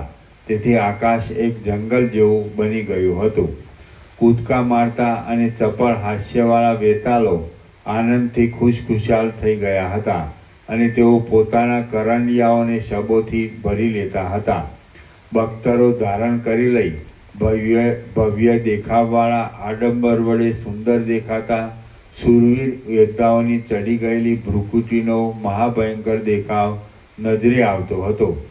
નિયમથી શત્રુઓને અવશ્ય મારવા અથવા પોતે અવશ્ય મરવું એ શૂરવીરને એક ભૂષણ રૂપ છે અને યોદ્ધાઓ તેનું જ આચરણ કરતા હતા. જ્યારે કોઈ પ્રહારને સહન કરવા અસમર્થ બની જતો હતો અને બીજાને પ્રહાર કરી શકતો નહીં ત્યારે તેની અપાર નિંદા થતી હતી. શૂરવીર પુરુષોના શ્રેષ્ઠ હાથીઓનું મદજળ શ્રમને લીધે શોષાઈ જતું હતું. કાળ કેવળ મનુષ્યોને મારવામાં જ રસિક છે અને તેના આનંદને આ યુદ્ધથી પોષણ મળતું હતું. એ યુદ્ધની અંદર પોતાને માટે પોતાની બડાઈ ન કરનારા અને ગુપ્ત રીતે ઢંકાઈ રહેલા શૂરવીર પુરુષોનો જય તેના સ્વામી પાસે પ્રસિદ્ધપણે જણાઈ રહેતો હતો. ત્યારે જે ભીરુ પુરુષો ગુપ્ત રીતે ઢંકાઈ રહ્યા હતા તેમનું બીકણપણું પણ તેમના સ્વામીના જાણવામાં આવતું હતું. એ યુદ્ધ મનુષ્યની અંદર ગૂઢપણે રહેલા શૌર્ય આદિ ગુણોને જાગૃત કરી દેતું હતું. જે લોકો પોતાના બાહુબળ વડે વખણાતા હતા અને દેશમાં દુર્બળ પુરુષોના આધારરૂપ હતા તેમને એ યુદ્ધના ધનના જેવું જ પ્રિય લાગતું હતું. તેમને એ યુદ્ધ ધનના જેવું જ પ્રિય લાગતું હતું. ત્યાં હાથી અને રથોનું એકબીજામાં પરસ્પર પછડાવું થતાં હાથીઓના ગંડ સ્થળો ભેદાઈ જતા હતા અને સર્વ મદોન્મત ગંધ હસ્તીઓના મદનું જળ પરિશ્રમને લીધે શોષાઈ જતું હતું. જેમ મદોન્મત હાથી જળમાં પેસતા સારસ પક્ષીઓ ચીસ નાખી ભાગી જાય છે, તેમ એ યુદ્ધમાં કેટલાક તરુણ સામંતો પણ ભયને લીધે ચીસ નાખી પોતાના હાથીને મૂકી દઈ ભાગી જતા હતા. ત્યારે વૃદ્ધ છતાં હાથ ચાલાકીવાળા કેટલાક સામંતો તલવાર મારવામાં પોતાની બહાદુરી બતાવતા હતા. કોઈક સ્થળે યોદ્ધાઓનો સમૂહ નહીં આવ્યા છતાં ભયને લીધે મનુષ્યો ભ્રાંતિથી ભાગી ગયા હતા અને પરસ્પર પગ તળે કચરાઈ જવાથી અધમુવા જેવા થઈ ગયા હતા. દિવસ જેમ સૂર્યનારાયણને અધીન રહે છે, તેમ તેઓ રાજાને શરણે જઈ પડતા હતા. અભિમાન રૂપી વાયુના જોર વડે ઉન્મત્ત થઈ ગયેલા પુરુષો પોતાને નમી જનારને પણ કૂટી પાડતા હતા. પોતાનું પ્રાણ સમાન ધન નગરના બજારની પેઠે ત્યાં વેચાઈ જતું હતું. લુગડાને કૌંસમાં ધજાને ધારણ કરી રહેલા પતાકાઓના સમૂહ ચપળ ભુજલતાઓ જેવા જણાતા હતા. એ યુદ્ધની ભૂમિ રુધિર વડે ઉજ્જવળ હતી, તેથી જાણે ત્રૈલોક્યની લક્ષ્મીના આભૂષણ રૂપ પરવાળા પથરાઈ રહ્યા હોય તેવો ભાસ જણાતો હતો. મંદાર વૃક્ષનું અથવા મંદરાચલનું અથડાવું થવાથી જેમ ઉછળતા ક્ષીરસાગરના જળ સુંદર દેખાય છે, તેમ છત્રો વડે ઢંકાઈ રહેલ હથિયારોના સમૂહરૂપી પુષ્પોથી આકાશરૂપી આંગણું સુશોભિત થઈ રહ્યું હતું. મહાદેવજીના ગણો, દેવતાઓ અને ગંધર્વો એ યુદ્ધમાં લડનારા યોદ્ધાઓના ઉત્સાહાદી શુભ ગુણોને વખાણતા હતા. ગંધર્વ આદિની પ્રતિભા વડે ફરક્યા કરતી ધજાઓના અગ્રભાગને લીધે તેમજ શસ્ત્રોરૂપી મદિરા વડે મદોન્મત્ત બની જવાથી યોદ્ધાઓ બળદેવજી જેવા દેખાતા હતા, જેવા જણાતા હતા. ભેગા થઈ પ્રહાર કરનારા અસંખ્ય રાક્ષસો કશું બોલ્યા ચાલ્યા વિના ગુપ્ત રીતે પોતે રક્ત, રસ આદિનું ભક્ષણ કરતા હતા અને સબ આદિના ભારને ઉપાડી લઈ તેઓ પર્વતની ગુફારૂપી પોતાના ઘરમાં રહેલા બીજા પણ ઝેરી વૃક્ષના જેવા સર્વ ઝેરી રાક્ષસોને જમાડતા હતા. કેમ જાણે ભાલોના વનો જ ઊભા હોય એવો દેખાવ આપનાર ભાલાદારોએ કાપી નાખી ફેંકી દીધેલા શત્રુઓના માથાઓ અને હાથો વડે આકાશ વ્યાપ્ત થઈ રહ્યું હતું. ગોફણોથી ફેંકેલો પાષાણોનો સમૂહ આકાશરૂપી લતામાં ઉડતો હતો. મોટા વૃક્ષો યોદ્ધાઓના ખભા ઠોકવાના અવાજથી જાણે ફાટી જતા હોય તેમ શબ્દ કરતા હતા. સ્ત્રીઓના કોલાહલના શબ્દથી નગરના બધા ઘરો ગાજી રહ્યા હતા. મંદ શબ્દ કરનારા અને અગ્નિના જેવા અતિ ઉજ્જવળ દેખાતા આયુધોના સમૂહો આકાશની અંદર ઝબકતા હતા. પોતાના ઘર અને ધનને છોડી દઈ પ્રજા કોઈ છેટે રહેલા પ્રદેશની ભૂમિમાં નાસી જતી હતી. ચારે બાજુ આયુધોના વાહનો ચાલવાથી કોઈ પણ ત્યાં જોવાને ઊભું રહેતું ન હતું. જેમ પક્ષીરાજ ગરુડનો સમૂહ સર્પ વડે રહિત હોય તેમ એ યુદ્ધભીરુ પુરુષોથી સાવ રહિત જ હતું. હાથીઓના ગંડસ્થળ મનુષ્યરૂપી દ્રાક્ષોને પીલવાનું જાણે મૃત્યુનું યંત્ર જ હોય તેવા દેખાતા હતા. એ ગંડસ્થળમાં હાથીઓએ દાંતો વડે પીસી નાખ્યા છતાં જીવતા રહેલા મોટા યોદ્ધાઓને અત્યંત સંકટ ભોગવવું પડતું હતું. યંત્રમાંથી નીકળતા પાષાણો પછડાઈ જતા વસ્ત્રમાં છુપાવી રાખેલા હથિયારો કચરાઈ જઈ ચૂરેચૂરા થઈ જતા હતા. યોદ્ધાઓની ગર્જના સાંભળી હાથીઓના સમૂહો સામી ગર્જનાઓ કરતા હતા અને તેથી ગુફાઓ પણ ગાજી રહેતી હતી. પર્વતોની ગુફામાં શબ્દ પહોંચવાથી ઉઠેલા પડછંદાના શબ્દોથી તેનો અંદરનો સર્વ ભાગ ગાજી રહેતો હતો. જે યોદ્ધાઓ જન્મથી માંડી મોટા યત્ન વડે મેળવેલા પોતાના પ્રાણના સર્વ સ્વરૂપ સર્વ બળને પ્રકટ કરતા હતા તે શૂરવીર પુરુષો જ એ રણમાં જય મેળવતા હતા. શસ્ત્રોનું એકબીજામાં અથડાવું થતાં ઉત્પન્ન થયેલા અગ્નિ વડે અને નિરંતર થયા કરતા અગ્નિના ભડકા વડે માણસોનો ઘાણ વળી જતો હતો. ક્ષણે ક્ષણે અનેક રૂપે થનારા દ્વંદ્વ યુદ્ધો વડે એ યુદ્ધનો અંત જ આવતો ન હતો. જાણે શંકરના આધારરૂપ શુદ્ધ મૂર્તિમાન કૈલાસ પર્વત હોય તેવા શુદ્ધ દેખાતા મરતા મરતા અવશેષ રહેલા અને સૈન્યના સારરૂપ એવા ઉત્તમ યોદ્ધાઓના સમૂહો વડે તે રણક્ષેત્ર ચારે બાજુ વીંટાયેલું જણાતું હતું. જે શૂરવીર પુરુષોને રણમાં મરાવવું એ જીવિતના કરતાં પણ પ્રિય જણાતું હતું અને રણમાંથી નાસી આવી જીવતા રહેવું એ મરવા કરતાં પણ બહુ બુરું લાગતું હતું. તે ઉદાર વીર પુરુષો ત્યાં ભેગા થયા હતા અને તેઓ પરમપદને પ્રાપ્ત થવાથી મૃત્યુના પણ મૃત્યુરૂપ હતા. એ યુદ્ધની અંદર ઉત્તમ હાથીઓરૂપી કમળો કપાઈ જઈ આકાશમાં ઉડ્યા કરતા હતા.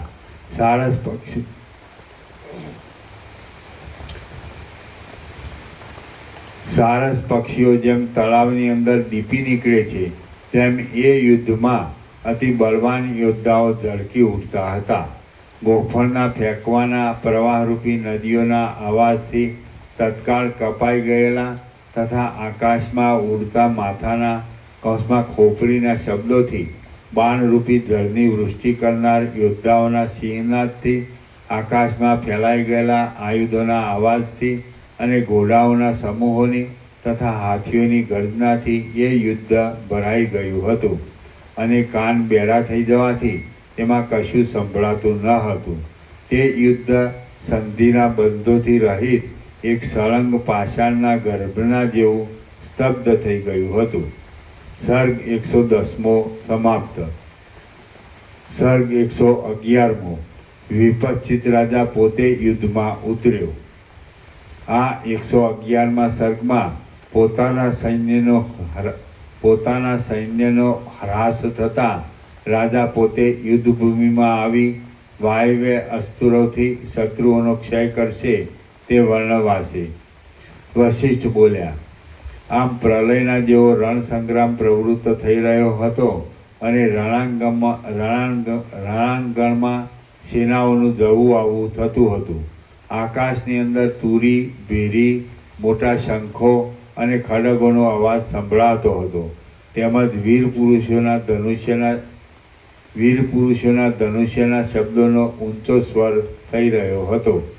યોદ્ધાઓનો સમૂહ અન્યોન્ય એકબીજાને કઠોર સંઘર્ષથી અંદર ન પેસી શકાય એવો થઈ ગયો હતો અને કાનને અપ્રિય લાગે એવા અવાજની સાથે ભાંગી પડતા બખ્તરોના કકડાનો શબ્દ કાને પડતો હતો. વળી વિપશ્ચિત રાજાના પક્ષની સેના લતાની પેઠે કપાવા લાગી અને કાંઈક નાસવા લાગી તથા મૂર્છા પામવા લાગી. ત્યારે અવાજથી દિશાઓને પૂરી દેનારો રાજાને યુદ્ધમાં ચડવા માટેનો દુદુંબીનો ડંકો વાગ્યો અને તે ચારે દિશાઓને વજ્ર વડે પૂર્ણ પ્રલયકાળની મેઘની ગર્જનાના જેવો મહાગંભીર હતો. તે એક જ સમયે ફાટી પડેલા કુલાચલ પર્વતના કડાકાના જેવો અતિ તીવ્ર હતો અને ઉત્પન્ન થયા કરતાં પોતાના ગંભીર નાદથી દિશાઓના બધા તટોને જડ બનાવી દેતો હતો. હવે એ વિપશ્ચિત રાજા જાણે મૂર્તિમાન લોકપાલો જ આવી ઊભા હોય તેવા દેખાતા અને કેમ જાણે નારાયણના 4 ભુજો જ મૂર્તિમાન થઈ આવ્યા હોય તેવા જણાતા પોતાના 4 દેહો વડે ચારે દિશામાં નીકળી પડ્યો. એ રાજા પોતાની મોટી ચતુરંગ સેનાને સાથે લઈ ઘણા શ્રમ વડે મોટી હવેલીવાળા પોતાના નગરની બહાર નીકળ્યો. તેણે બહાર નીકળી જોયું તો તેને પોતાનું સૈન્ય બહુ થોડું દેખાવા લાગ્યું અને શત્રુનું સૈન્ય બહુ બળવાન જોવામાં આવ્યું. તે શત્રુનું સૈન્ય મોટી ગર્જના કરી રહ્યું હતું, મહાભયંકર દેખાતું હતું અને જાણે પ્રલય કરવા સારું મહાસાગર યુદ્ધમાં ઉછળી રહ્યો હોય એવું જણાતું હતું. બાણોરૂપી બિંદુઓથી તે ભરપૂર હતું. મગરમચ્છના આકારે ગોઠવેલી વ્યૂહરચના વડે તે વ્યાપ્ત હતું. હાથીના આકારે બનાવેલી વ્યૂહરચનાથી તે યુક્ત હતું અને તરંગના જેવી ગોઠવાયેલી વ્યૂહરચના વડે તે વિસ્તારવાળું જણાતું હતું. તેમાં ચંદ્રની પેઠે ગોળ આકારે ગોઠવેલા વ્યૂહો પણ દેખાતા હતા. મનુષ્યરૂપી તરંગો અંદર ચારે બાજુ વ્યાપ્ત થઈ રહ્યા હતા. ચાલતા સેંકડો રથોરૂપી ચકરીઓ પડ્યા કરતી હતી અને પતાકારૂપી લહરીઓના સમૂહો સ્ફુર્યા કરતા હતા. ફર્યા કરતા છત્રોરૂપી ફીણો તેમાં શોભી રહ્યા હતા. તેમાં ઘોડાઓના ખોખારારૂપી જળજંતુઓના અવાજ કાને સંભળાતા હતા.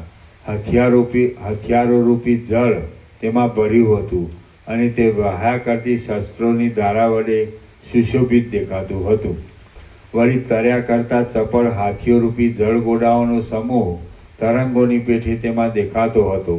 શસ્ત્રોરૂપી જળની અંદર કાળા નાગની પેઠે પાપી મલેચ્છ લોકો ભમતા હતા ને લોકોના ગળગળા અવાજો પણ તેમાં સાંભળવામાં આવતા હતા. ગુફાઓમાં ભમવાથી ક્ષોભ પામી ગયેલા પવન વડે ત્યાં ઘોંઘાટ મચી રહ્યો હતો. એ શત્રુ સૈન્યરૂપી મહાસાગરના શરીરની અંદર નીચા અને ઊંચા થતા હાથીઓના અનેક વ્યાપારો થયા કરતા હતા. જાણે મોટા પર્વતો જળમાં ડૂબતા હોય અને પાછા બહાર નીકળતા હોય તેવું દેખાતું હતું. એ સેનારૂપી સાગરમાં રહેલા હાથીઓ અને ઘોડાઓ ક્રીડા વડે પર્વતોની સાથે અથડાતા હતા. જાણે અકાળે પ્રલયકાળની દશા આવી લાગી હોય એવો તેનો આકાર ગંભીર દેખાતો હતો. સેના વડે વ્યાપ્ત પૃથ્વી અને આકાશરૂપી છિદ્રમાં ભરપૂરપણે પથરાઈ રહેલા રુધિરનો જાણે મોટો મહાસાગર ભર્યો હોય એવો ભાવ થઈ રહ્યો હતો. પ્રકાશી રહેલા અનેક આયુધોના ટુકડાઓ રૂપી ઉછળતા રત્નો વડે રણભૂમિનો અંદરનો સર્વ ભાગ છવાઈ રહ્યો હતો. સેનાના વ્યૂહો ચાલતા હતા એટલે યંત્રના પાષાણો અને ગોફણના પાષાણો જુદા જુદા ભાગમાં ચારે બાજુ ઉડ્યા કરતા હતા. ઝાકળ વડે વ્યાપ્ત થઈ રહેલા સંધ્યાકાળના વાદળાના સમૂહની પેઠે સર્વભાગ રત્નરૂપી જળબિંદુઓ વડે વ્યાપ્ત થઈ રહ્યો હતો. કોઈક ઠેકાણે તો આયુધોરૂપી વાદળા રજરૂપી જળને વહન કરી તેનું પાન કરી જતા હતા.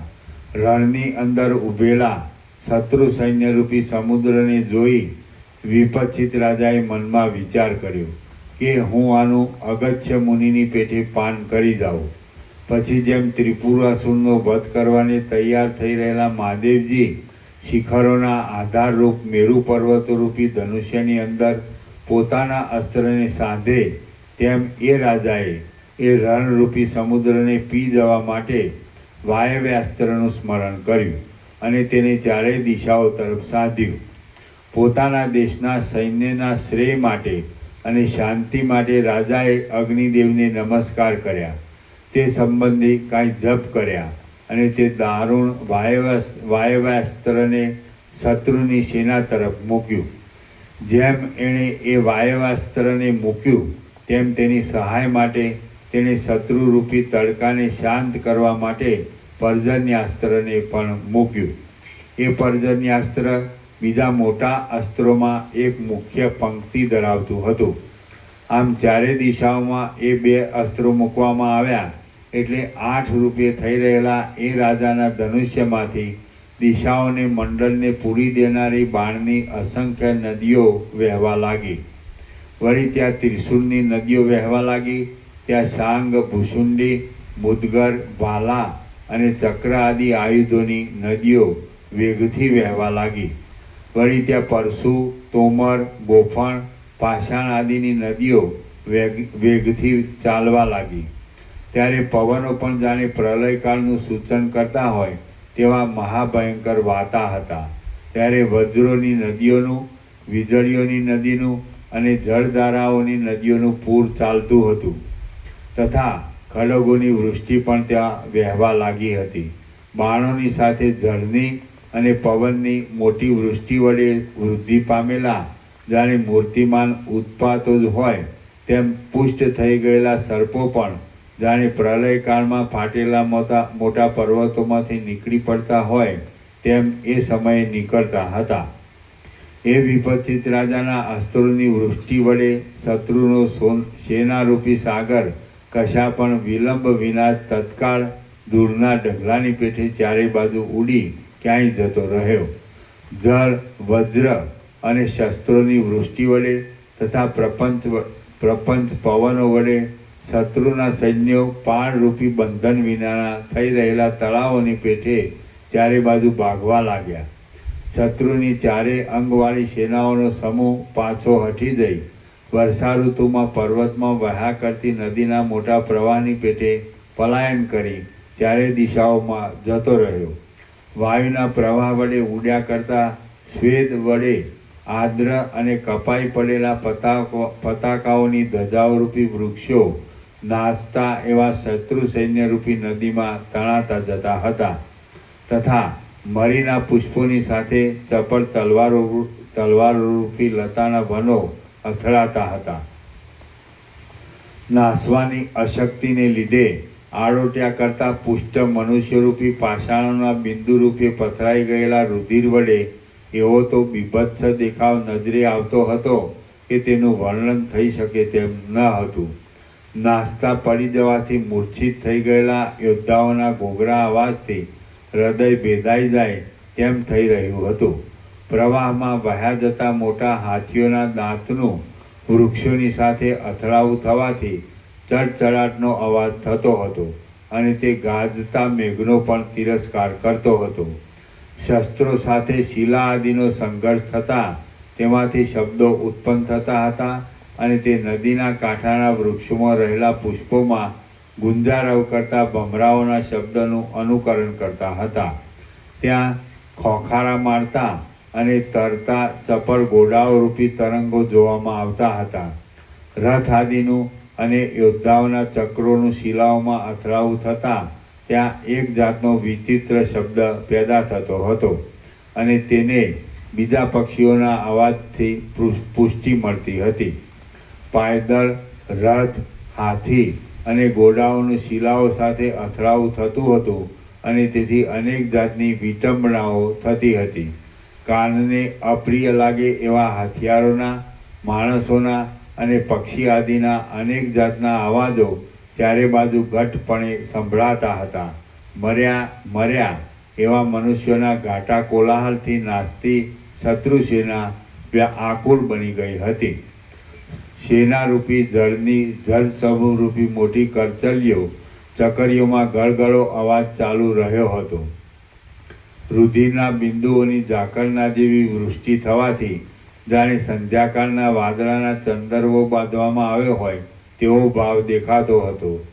જેમ નદીના તરંગો વડે વડલાઓ ઉખડી પડે તેમ ઉછળતા શસ્ત્રો વડે જળથી નમી ગયેલા વાદળા ઉખડી જતા હતા.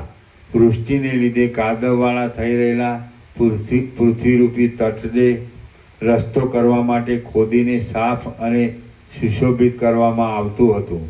ભાલા, શૂળ, ગદા અને તોમરને ધારણ કરી રહેલા લડવૈયાઓ નાચતા હતા. તેથી જાણે તાલોનું વન જ નાસ્યું જતું હતું એમ લાગતું હતું. ભયને લીધે આક્રંદ કરી રહેલા ભીરુ માણસોથી મૃગલાના બચ્ચા ભયભીત થઈ જતા હતા. મરી ગયેલા હાથીઓ, ઘોડાઓ અને યોદ્ધાઓના સમૂહરૂપી જૂના પાંદડાથી તે સ્થાન અવકાશ વિનાનું થઈ રહ્યું હતું. કચરાવાથી દળાઈ જતા મનુષ્યોના દેહમાંથી નીકળતા ચરબી ને માંસરૂપી કાદવ વડે ત્યાં કેમ જાણે ખરેખર કાદવ જામી ગયો હોય એમ જણાતું હતું. ત્યાં ચૂરેચૂરા થઈ ગયેલા અને ખરીઓ નીચે આવવાથી દળાઈ ગયેલા મોટા હાડકારૂપી ઘાટી રેતી પથરાઈ ગઈ હતી. વહ્યા જતા શિલાઓના સમૂહો અને કરોડો કાષ્ટો પરસ્પર અથડાતા હતા અને તેમાંથી કડકડાટીનો અવાજ થતો હતો. પ્રલયકાળના જેવા વરસાદો ગાજતા હતા. પ્રલયકાળના જેવા વાયુઓ વાતા હતા. પ્રલયકાળના જેવી વૃષ્ટિઓ પડતી હતી અને પ્રલયકાળના જેવા વજ્રપાતો થતા હતા. પૃથ્વીનો બધો ભાગ કાદવવાળો થઈ ગયો હતો અને સર્વ સ્થળે જળ ભરાઈ રહ્યું હતું. અત્યંત શીતળતાને લીધે સદાકાળ આર્દ્ર રહેનારી જળધારાઓએ આકાશમાં પોતાના સ્થાનો બાંધ્યા હતા. સર્વ નગરોના અને ગામડાના ઘરો અગ્નિ વડે સળગતા હતા. પ્રજાના, ઘોડાઓના, હાથીઓના અને પાયદળના આક્રંદ વડે સર્વત્ર ઘોઘાટ થઈ રહ્યો હતો. પૃથ્વીમાં ચારે બાજુ રથના શબ્દો સંભળાતા હતા. આકાશમાં મેઘની ગર્જના થઈ રહી હતી અને તેનો ઘાટો શબ્દ સંભળાતો હતો. ચાર દિશાઓમાં વિપસ્થિત રાજાના ચારે ધનુષ્યનો ઊંચો સ્વર સાંભળવામાં આવતો હતો. વીજળીઓના સમૂહનો વિસ્તાર કરનારા મેઘો પરસ્પર અથડાતા હતા. વળી બાણ, સાંગ, ગદા, ભાલા અને ગોફણ આદિની વૃષ્ટિઓ થતી હતી. આ સર્વત્ર થવાથી શત્રુના સેનાધિપતિ રાજાઓના અસંખ્ય સૈન્યો ચારે દિશાઓમાં નાસવા લાગ્યા અને મચ્છરાના સમૂહની પેઠે તે નાશ પામ્યા. અગ્નિ વડે પ્રજ્વલિત વનના જેવા દેખાતા આયુધોના સમૂહોથી તથા મનુષ્યને અગ્નિને લીધે આકુળ બનાવી દેનારા મેઘને લીધે થનારા વજ્રોની વૃષ્ટિના પડવાથી શત્રુઓના સૈન્યો આકુળ વ્યાકુળ થઈ ગયા હતા અને તેઓ વડવાનળમાં પેસી જનારા તથા સમુદ્રના ચંચળ જળમાં તરંગો વડે ગોથા ખાયા કરતા નિર્બળ જળજંતુઓની જેમ વિહ્વળ બની ગયા હતા. શ્રી યોગ વાસિષ્ઠ મહારામાયણમાં નિર્વાણ પ્રકરણના ઉત્તરાર્ધનો ચતુર્દિગ્ગત બલ દ્રવણ નામનો સર્ગ 111મો સમાપ્ત. સર્ગ 112મો. શત્રુ પક્ષના યોદ્ધાઓનો નાશ. આ 112મા સર્ગમાં વિપચિત રાજાના શત્રુ પક્ષના યોદ્ધાઓ જે દેશના હતા અને જેવી રીતે તેમનો નાશ થયો હતો તથા જેવી રીતે તેઓ ચારે દિશામાં નાસી ગયા હતા તે વિશે વર્ણન આવશે.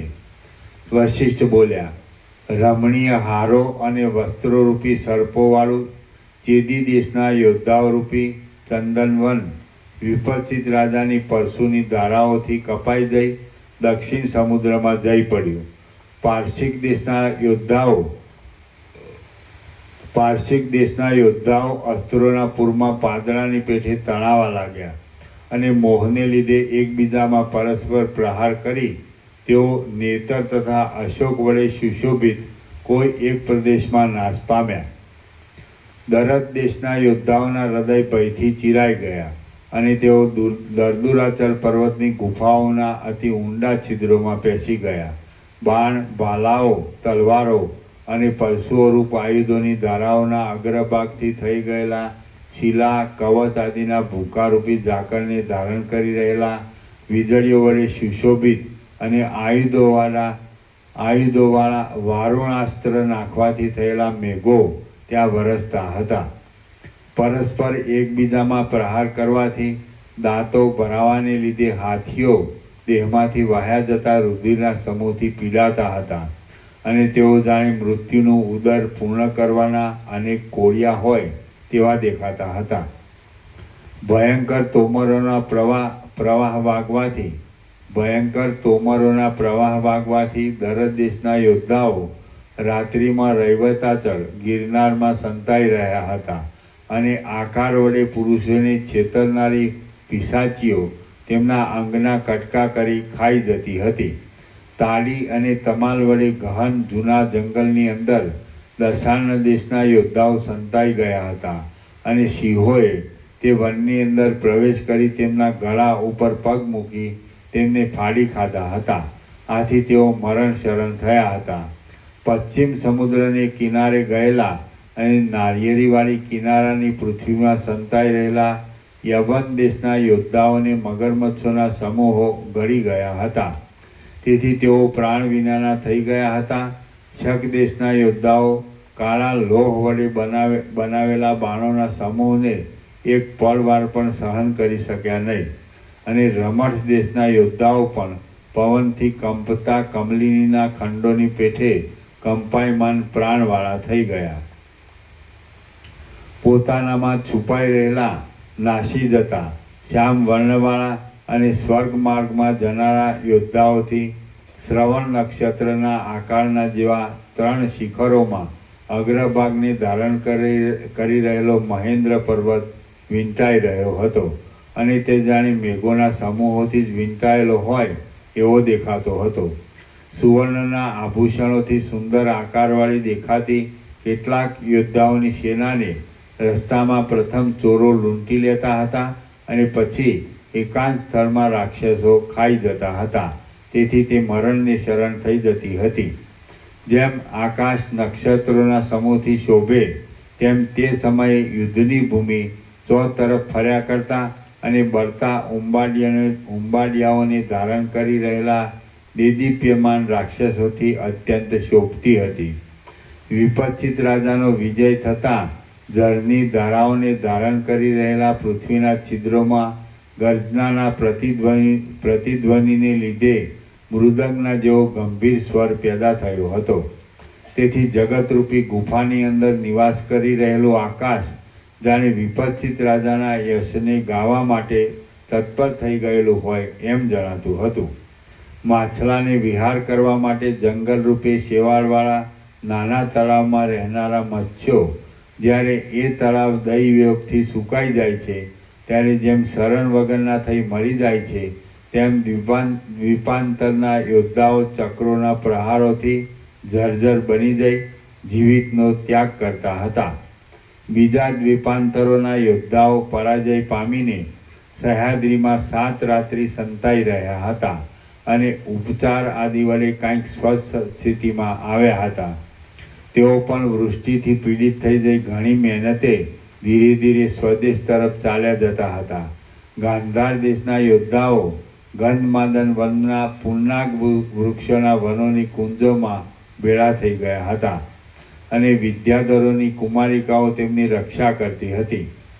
વિપચ્છિત રાજાના હાથથી છૂટેલા અને પવન અનુકૂળ હોવાથી વેગવાળા ચક્રોના વરસાદોથી હુણ, ચીન અને કિરાત દેશના યોદ્ધાઓના મસ્તકો કમળોની પેઠે કપાઈ પડ્યા હતા.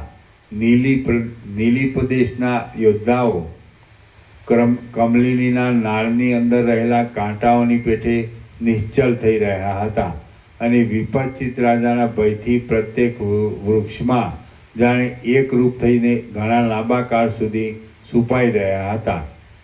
સુંદર મૃગો અને પક્ષીઓની વિહાર કરવાની રંગભૂમિ રૂપ પર્વતોની વનભૂમિઓમાં વિપચ્છિત રાજાના બાણોના પ્રહારથી ચારે દિશામાં મોટો ક્ષોભ થઈ રહ્યો હતો. કરંજોના વનના જેવા ક્રૂર અને ચારે લોકોના પ્રદેશમાં જ પ્રખ્યાતિ પામેલા કેટલાક યોદ્ધાઓ લુંટારાના દેશમાં કરંજ આદિના વનોની ઝાડીઓમાં સંતાઈ ગયા હતા. પારસિક દેશના યોદ્ધાઓ પોતાના પૂર વડે સમુદ્રને પેલે પાર પહોંચી ગયા હતા અને પ્રલયમાં જેમ તારાઓ નીચે પડે તેમ તેઓ તે દેશના પવન વડે પવિત્ર થઈ જઈ નીચે પડી જતા હતા. ત્યાં સમુદ્રોની સાથે અથડાયા કરતા પાષાણોને ઉછાળવાથી પર્વતોના શિખરોમાં ચિહ્નોને ઉત્પન્ન કરનારા, સર્વ દિશાઓના વનોને લૂંટી લેનારા અને પ્રલયની શંકા ઉત્પન્ન કરનારા વાયુઓ વાતા હતા. અત્યંત ક્ષોભ પામેલા આયુધોથી તથા પવનોથી 10 દિશાઓ અદૃશ્ય થઈ ગઈ હતી. ચારે બાજુ વૃષ્ટિઓ પડ્યા કરતી હતી. કાદવથી તથા જળથી સર્વભાગ ભીંજાઈ ગયો હતો અને વરસાદની વીજળીઓના કડાકા થતા હતા. શબ્દ કરનારા પ્રચંડ પવનોને લીધે પૃથ્વીની અંદર મહાસાગરના વેગની પેઠે વિચિત્ર શબ્દની સાથે ઝાકળ પડતું હતું. જેમ ભમરાઓ કમળમાંથી નીચે પડી જાય છે તેમ રથમાં બેઠેલા વિદુર દેશના યોદ્ધાઓ પવનના ઝપાટાઓને લીધે પોતાના રથોમાંથી તળાવના જળમાં તરંગની જેવા અવાજની સાથે નીચે પડી જતા હતા. શત્રુઓના પાયદળની સેના પોતાની પાસે આયુધોનો સમુદાય છતાં વિપચ્છિત રાજાના ચક્રોના સમૂહના પ્રહારને નેત્રમાંથી પડતા અશ્રુઓને કારણે આંધળી ભીન થઈ ગઈ હતી. જેમ જળની વૃષ્ટિ પડતા રજનો સમૂહ ઉડી શકતો નથી તેમ તે નાસી જવાની પણ સમર્થ થઈ શકી નહોતી. હુણ દેશના યોદ્ધાઓ ઉત્તર તરફના સાગરની રેતીમાં ઠેઠ માથા સુધી ખૂંચી ગયા હતા. આથી જેમ કાદવની અંદર ખૂંચી ગયેલા લોઢાનું શૂળ કાદવના સંપર્કથી ગળી જાય છે તેમ તેઓ ઘડી જતા હતા. વિપચિત રાજાએ શક દેશના યોદ્ધાઓના પૂર્વ સમુદ્રને તીરે આવેલા એલચીના વનોની પંક્તિઓમાં પકડી લઈ જઈ એક દિવસ પર્યંત બાંધી મૂક્યા હતા અને પછી દયા આવતા છોડી મૂક્યા હતા. તેથી તેઓ યમલોકમાં ગયા ન હતા. મદ્ર દેશના યોદ્ધાઓ મહેન્દ્રાચલ પર્વતમાં દુઃખને લીધે મંદ આક્રંદ કરતા હતા. આકાશના જેવા ઊંચા પર્વતના શિખર ઉપરથી નીચે પડી જતા હતા અને તેમને ઉત્તમ મુનિઓ પોતાના આશ્રમમાં રહેલા મૃગોની પેઠે આશ્વાસન આપતા હતા. સહ્યાદ્રીની અંદર બેઠેલા કેટલાક યોદ્ધાઓ દૈવી યોગે કુળદેવી અંબિકાની ગુફામાં જઈ પહોંચ્યા અને તેની કૃપાથી તેઓ આ લોક અને પરલોક સંબંધી ઈચ્છિત ફળ પામ્યા. કેમ કે કોઈક ભાગ્યોદયના સમયમાં કાકતાળીય યોગે અનર્થમાંથી પણ અર્થ પ્રાપ્ત થઈ જાય છે. દશાણ દેશના યોદ્ધાઓ દરદુર નામના પર્વતના અરણ્યોમાં જૂના પાદરાની પેઠે જઈ પડ્યા હતા અને અજ્ઞાનને લીધે ઝેરી ફળોને ખાઈ લઈ પોતાની મેળે મરી ગયા હતા.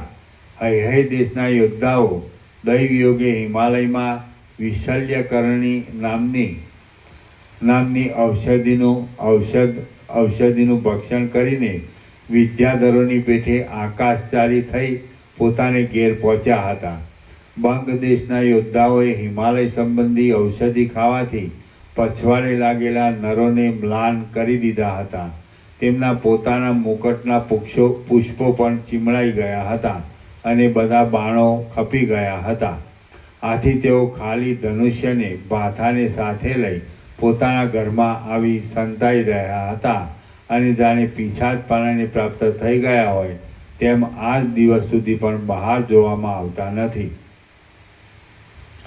અંગ દેશના યોદ્ધાઓ વિદ્યાધરના પદને આપનારા ફળોનું ભક્ષણ કરી વિદ્યાધર રૂપ થઈ ગયા હતા અને સ્વર્ગમાં વિદ્યાધરીઓની સાથે ક્રીડા કરતા હતા. પારસિક દેશના યોદ્ધાઓ તાલી અને તમાલોવાળા પ્રદેશમાં બેઠા એટલે શત્રુઓએ અંગમાં પ્રહાર કરવાથી તેઓ મૂર્છાને પ્રાપ્ત થઈ ગયા હતા અને તેમાં ભ્રમને લીધે જાણે પોતે વિમાનમાં બેસી ઉડતા હોય એવું તેમને જણાતું હતું. હે પ્રિય રામચંદ્રજી, કલિંગ દેશની ચતુરંગ સેનામાં ચપળ હાથીઓ પણ પ્રહારને લીધે નિર્બળ થઈ ગયા હતા અને તે પોતાના અંગોનો સંહાર થઈ જવાથી પલાયન કરતા રણભૂમિમાં પડી જઈ મરણને પ્રાપ્ત થઈ ગયા હતા. શત્રુ સૈન્ય ચડી આવ્યું ત્યારે સાલ્વ દેશના યોદ્ધાઓ બાણો, શિલાઓ અને જલવૃષ્ટિમાં પડીને પોતાના સ્વામી સાથે નિર્જીવ થઈ પડ્યા હતા અને તેઓ આજે પણ તે દેશમાં ગ્રામ દેવતાની પ્રતિમા રૂપે પૂજાય છે. પ્રત્યેક દેશમાં પલાયન કરી જનારા અસંખ્ય પુરુષો ચપળ તરંગવાળા સાગરોમાં લય પામી જતા હતા. ક્ષેત્રોમાં, અરણ્યોમાં, નગરોમાં, જળોમાં, સ્થળોમાં, પર્વતોમાં, તટોમાં, ખેતરોમાં, પાણી પહોંચાડવા બાંધી રાખેલી જળની પરનાળોમાં, સીમાડાના મનોહર એવા આગળના પ્રદેશોમાં, નદીઓમાં, સમુદ્રોમાં, ભૈરવ જપ ખાવાના સ્થળોમાં, વૃક્ષોમાં, ગામડામાં, જકાત ચૂકવવાના માંડવી આદિ સ્થળોમાં, પર્વતના કૂવાઓમાં, ગુફાઓમાં અને ઘરોમાં સેનાનો એટલો તો ગાણ વળી ગયો હતો કે તેની ગણના કરવાને પણ કોણ સમર્થ થઈ શકે.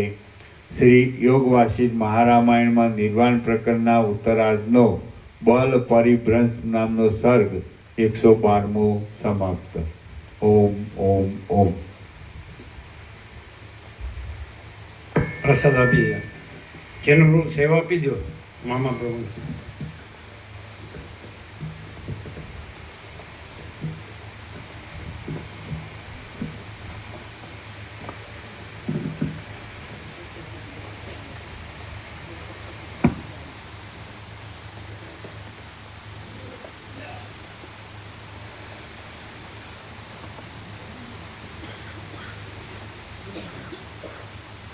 ગણી લીધા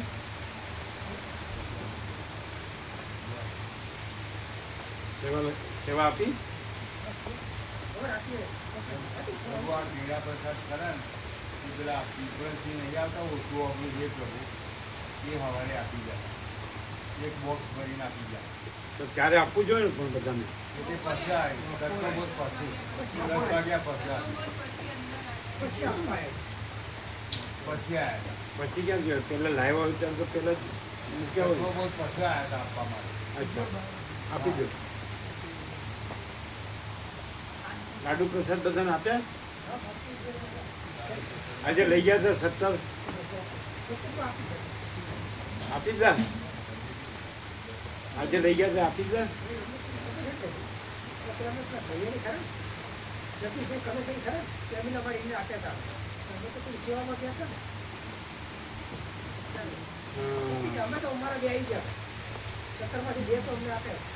એમ નહીં, બીજા બધા જે બાકી હતા એ બધાને કોણ આપવા દઉં? ઓહ, એક જ ઠેકાણે વયા જાય ન જો થવું જોઈએ, વ્યાપક થવું જોઈએ. સેવા લઈ લેજો સોશિયલ ફોર્મ આપવાની.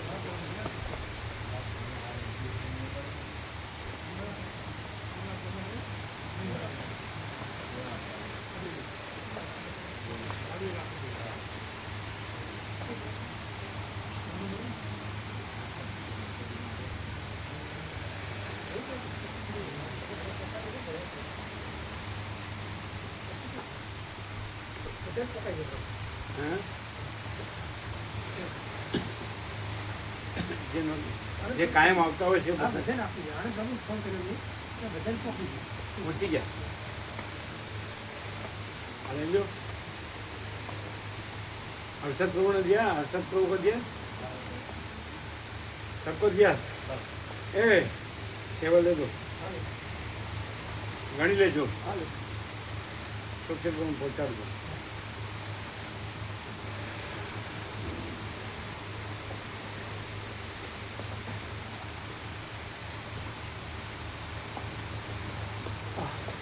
પેલા બોર્ડ તૈયાર થઈ ગયા છે ને બેનર આવી ગયા? બતાડજો, એક બતાડો.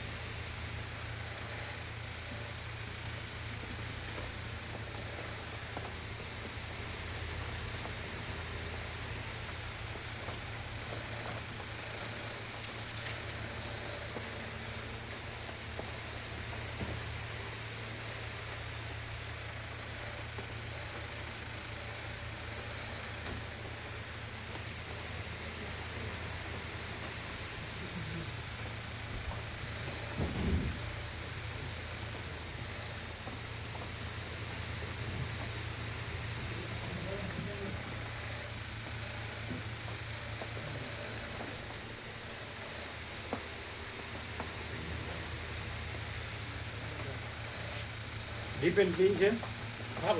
તમે વાંચ્યું? હા, કેવું છે?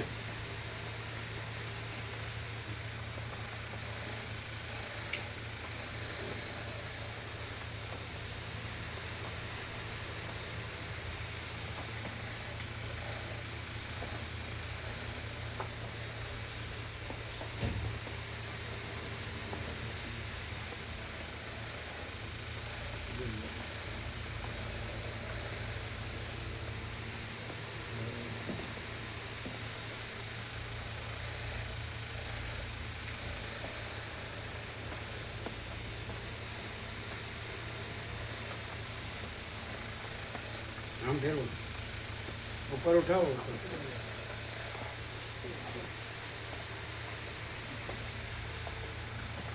करो ऊंचू वच्चे ल्यो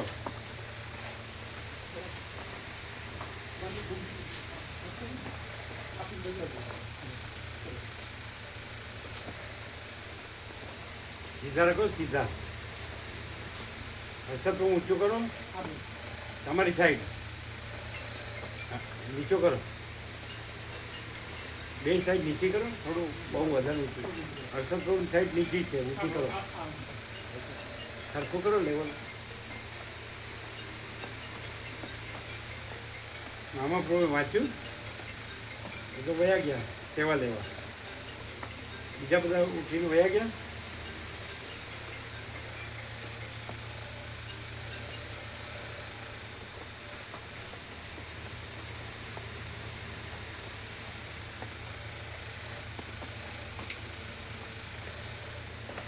બસ બસ વાંચી લીધું બધે વાંચ્યું એટલે અમે રૂ કરીએ છીએ ખોટો છે સ્વરૂપમાં અમે પહેલેથી જ આમ રૂ કરીએ અમે રણની પાછળ પહેલેથી આમ જ કરીએ આમ અમે આમ આમ નથી કરતા અમે તો આમ ર કરી અને આમ જ કરીએ હા એ બરાબર છે અમે પહેલાથી અમે તો પહેલેથી એ કરીએ આમ પછી આમ પગ તગડો કરીને કરતા જ નહીં હા એ રૂપ એટલે આભાસ એટલે અંદર છે એવું એટલે એ દીર્ઘ એવું કહેવાય એ જે પ્રગડો કરીને કરે ને એટલે દીર્ઘવ છે હા એટલે બરાબર છે અને પેલું આજે છે સ્વરૂપ આ બરાબર નથી બરાબર છે. દીર્ઘવ જ જોવે ને દીર્ઘ આમ ત્રગડા વાળું એ દીર્ઘવ રૂપમાં એટલે પેલા. આમ થાય અને આ ર એ તો કરીને રસો કહેવાય હા, એ આ થોડું રસો. થોડું રસો કહેવાય હા એ રસવો અને આ સ્વરૂપ કરીએ છીએ દીર્ઘવ કહેવાય હા તો એટલે આ બરાબર છે. સ્વરૂપમાં બરાબર છે આ હા અને પેલું રૂપમાં જાય અમે તો પહેલેથી એમ જ કરીએ બરાબર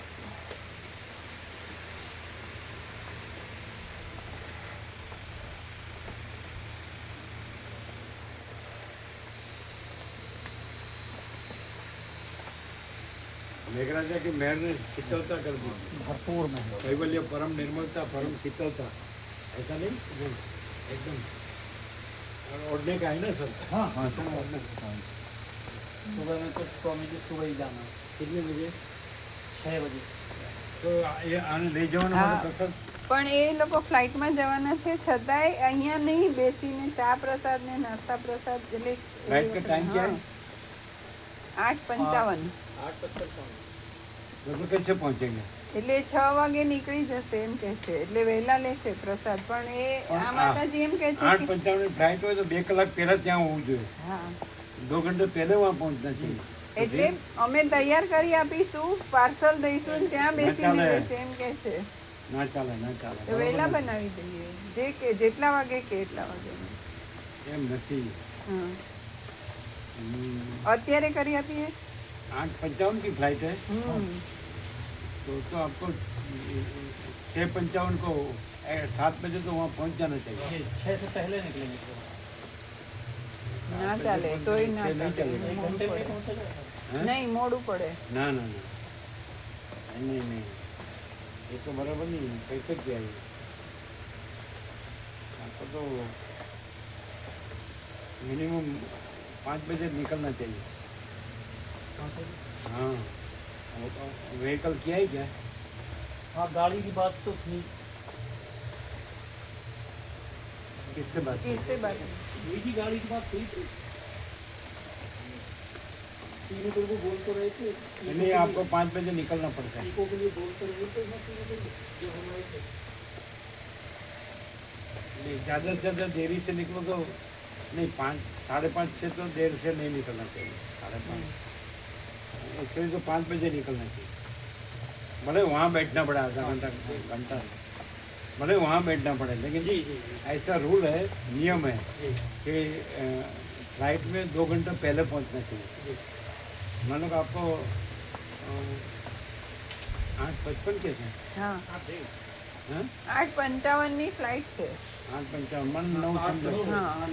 हाँ 9 तो 7 बजे पहुँचना चाहिए 7 बजे पहुँचने के लिए यहाँ से 5 बजे निकलना चाहिए 5 5:30 5:30 से लेट तो नहीं चलेगा है ना 5 बजे। तो किससे बात किया है? इको की बात तीनों पे वो बोल रहे थे कि हाँ, इको मिल जाएगी यहीं पे। जब हम आए थे तब उनसे बात हुई थी। लेकिन वो तो अभी लेट आएंगे ना, आप तो लेट निकलने की बात कर रहे हैं। नहीं नहीं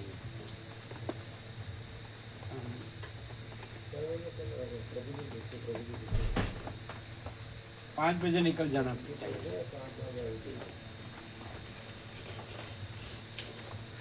4:30 बजे चाय नाश्ता दे देना चाहिए। જરૂર फुल चाय नाश्ता 4:30 बजे, मैंने 500 से इधर से चलना ही चाहिए ऐसा है ना। 5:30 तो लेट में लेट से लेट 1.5 घंटा तो गिरना ही चाहिए यहाँ से एरोटाउन। हाँ 5:30 भी लेट होगा, 5 को ही निकल जाना। 5 से निकलना। 4:30 को प्रसाद पाले ना, चाय प्रसाद, हाँ, तो 5 बजे निकल जाना। 4:30 को चाय नाश्ता फोड़ के 5 को निकल जाना पड़ेगा। तभी सही रहेगा। અને શું કરવું આ લોકોને? ઈકો કંઈક મંગાવે છે એમ કીધું ને એમણે, એટલે વહેલી કરે છે. એક તો મોડું હે પહેલા મોડી થઈ હશે, હવે વહેલો ટાઈમ કે છે. મોડું ના ચાલે. લાઈટ 9:55 8:55 ની છે એટલે 2 કલાક વહેલા પહોંચવું પડે. ધારો કે 9 નીકળીએ તો 7 પહોંચવું પડે. 7 પહોંચવું હોય તો 5 નીકળવું પડે. મુશ્કેલી કરી આને. 8:55 એટલે 7 પહોંચવું પડે. 2 કલાક વહેલા પહોંચવું પડે નિયમ છે. અને 7 પહોંચ્યું તો અહીંથી 5 નીકળવું પડે. नहीं समझा? ये लोगों ने आइडिया नहीं, पहली बार आया है ना, आप तो फर्स्ट टाइम आया इसलिए आपको आइडिया नहीं है। और हमको तो हमेशा का अनुभव है फ्लाइट का, इसलिए अब लेट ना हो जाए, फ्लाइट चूक ना जाए। હવે કરવું શું?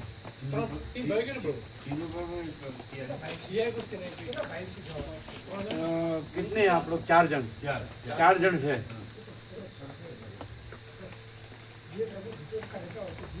हैं? कौन कौन? विवेक प्रभु। विवेक प्रभु, अरे इन्हें तो स्कूल से ना काले रविवार नहीं, वो चीनू प्रभु और सुशील प्रभु ऐसा बोल रहे हैं कि उन्होंने कर दिया है। ઈકો કરી હતી એવું કહેતા હતા, પણ મોડી કરી હતી એટલે વહેલી કરે. लेकिन वो तो लेट किया है ना। टाइम એ તો કહીએ ત્યારે આવી જાય.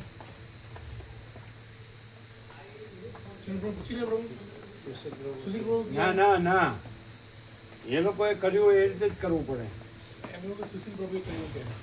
સુશીલ પ્રભુ બોલાય. ચીનુ પ્રભુ આપણે એ રખ્યાલથી કર્યું હોય તો અહીંયા 5 પહેલા આવી જવી જોઈએ.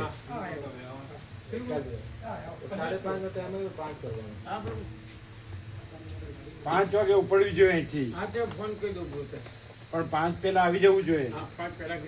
એ ઊંઘી જશે તો નહીં નહીં નહીં નહીં, 5 પહેલા આવવું જોઈએ. એટલે 5 વાગે નહીં, 5 પહેલા. 5 જ અહીંથી ઉપડવું પડે.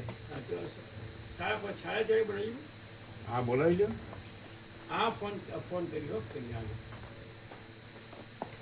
તમને સેવા આપી, ગણી લીધી અને સુશીલ પ્રભુ પહોંચાડ્યું. અરે મોડું ના જવાય, 2 કલાક તો વહેલા ત્યાં પહોંચવું પડે. ચાપડી નાસ્તો એ લોકોને 4:30 આપવો પડે. 4:30 કહો. આપણે વાત થઈ એરપોર્ટ પર મૂકે તો 4:30 આવી જજો. આ 4:30 આશ્રમ ઉપર આવી જજો. હા બરાબર. તો ઊંઘી રહેશે તો તમે 4:30 અલાર્મ મૂકી દેજો. 4:30 અહીંયા પહોંચી જવાનું આશ્રમ ઉપર પ્રભુ. એરપોર્ટ પર જવાનું એટલે ખાસ આવી જવાનું.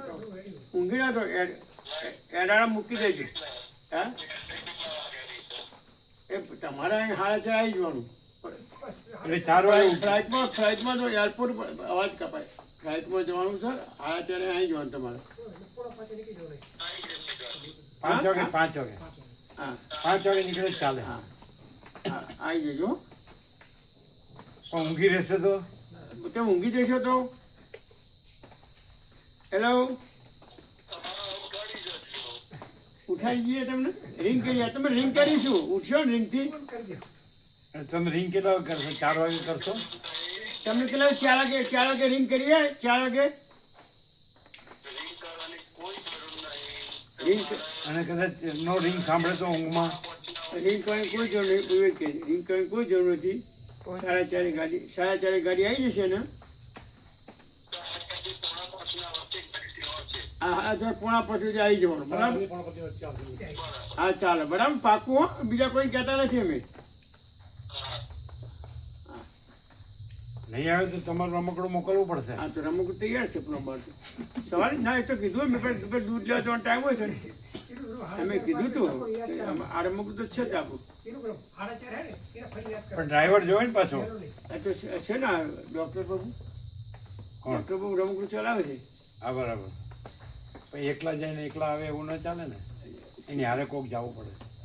સીટમાં 4 જણ હોય. ડ્રાઈવર છે 4 જણ છે ને, રમકડામાં 4 જણ હોય. પછી એને રસ્તો જોયો ન હોય એરોડ્રામનો. આ રસ્તાથી અજાણે હોય, અમદાવાદના રસ્તાથી અજાણે હોય. એટલે આવી જશો ને તે પાકું? આવી જશો ને? હા, લેટ નહીં કરવાનું. લેટ નહીં કરતા હો ભાઈ. કેટલા વાગે? કેટલા વાગે બોલો? 4:30 થી 4:45 ગાડી આવી જાય.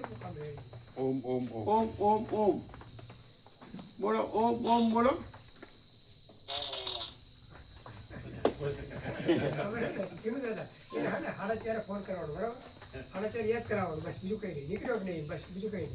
ચાર વાગે કરવો પડે. હા, 4 વાગે. 4 વાગે ફોન કરો હા, 4 વાગે કરી. એટલે પછી ભલે તે થોડો ફ્રેશ થાય વોશરૂમમાં. હા, બરાબર. અડધો કલાક એને અપાય. હા, એટલે 4 આવો તો વોશરૂમમાં અડધો કલાક એને અપાય. કેજો ચા પાણી પ્રસાદ અહીંયા લેશે. હે? ચા પાણી પ્રસાદ અહીંયા લેશે આમની જોડે જ. રોકાઈ ના રહે, એટલે લે, મોડું એટલે ના કરે. એવું કાંઈ નહીં. મોડા આવે તો ન કહેવાય ચા પાણી. એ તો એના ઘરે પીને મોડા ના આવે. આવે એના એ તો કારણે. ઘરે પીને જ કોઈ આવે. જરૂર ના હોય ચા પાણી બસ. એ તો એમાં કહેવું ન. આપણે આ ટાઈમ છે આવી ને જાય એના છે. લીધે મોડું ના કરે. ચલો હો ગયા.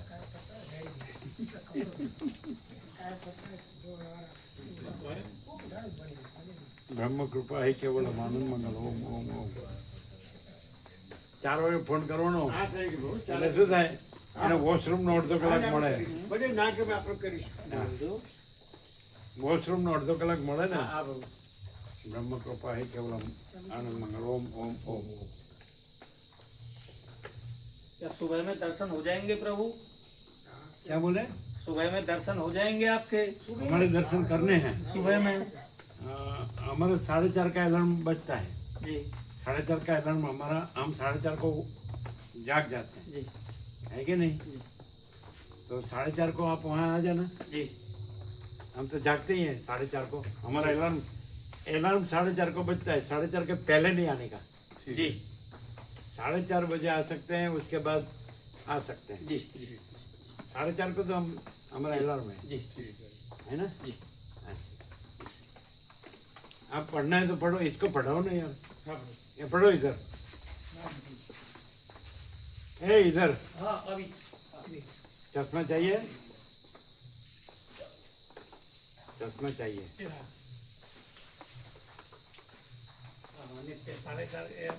नित्य पीछे ब्रेकफास्ट यहाँ का नित्य 7 बजे योग वशिष्ठ का सरल सरल 9 से 12 एकांत रिलैक्स. 12 बजे लंच. 1 से 5 एकांत रिलैक्स. 5 बजे नित्य 6 बजे डिनर. 7 बजे वशिष्ठ का सरल सरल.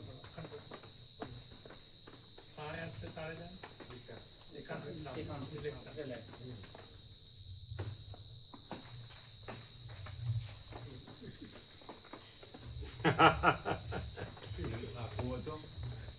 नीचे लिखा है ना.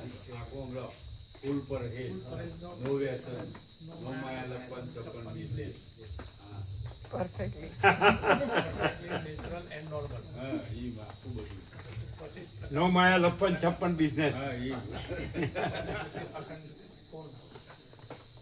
નો વ્યસન.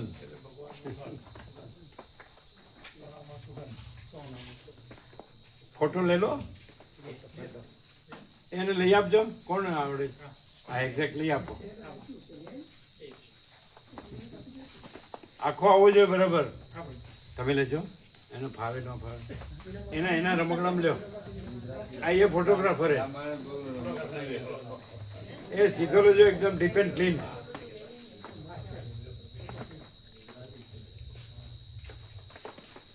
एक फोटो अच्छा वो लेंगे वो अभी ले रहे हैं ना, और उसका लड़का दोनों, माँ और लड़का दोनों फोटोग्राफर है. दोनों का यही एक ही धंधा है, ये दूसरा जानते ही नहीं.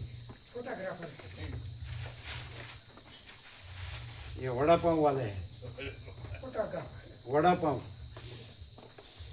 एक घर में फोटो लेंगे. હવે લ્યો એમનો મત લ્યો. લાઈટ કરીએ, લાઈટ લ્યો. ચાલો. અરે વાહ,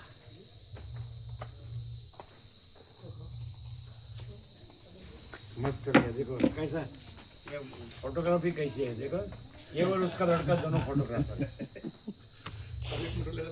एक और फोटो लीजिए. हाँ, आपके इसमें ही. इसी में हाँ इसी में. फिर हमको देना ब्लूटूथ से. अब वो आपको लेना है तो ले सकते. हाँ, देंगे.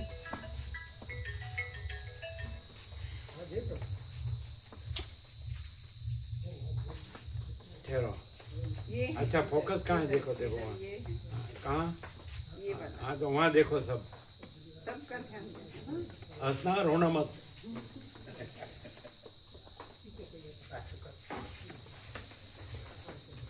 अब थोड़ा सा इनका पीछे उनका मुंह. हाँ बस हो गया एकदम.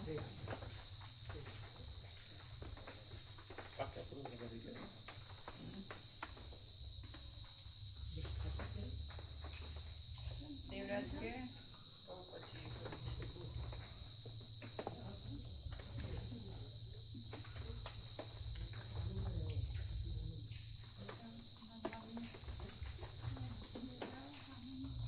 देखो बराबर आया हमारा. बाल गोपाल की तरह है. हैं? कैसा? बाल गोपाल की तरह. हाँ वो बूढ़ी हो गई, हम बात ऊपर. एकदम स्माइलिंग फेस. हाँ है तो ऐसा ही. लो कैसा है? दिखाओ उनको. आ गया ना? ये दोनों आपको लेना है तो ले लेना. आप में हम 4 हैं. 4 फोटो दिखाओ स्वामी जी को. स्वाइप कर करके दिखाओ 4.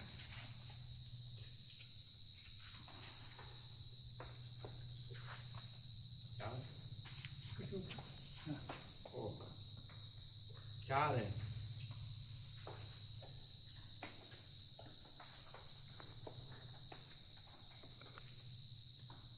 आप लोगों का तो चारों बराबर है.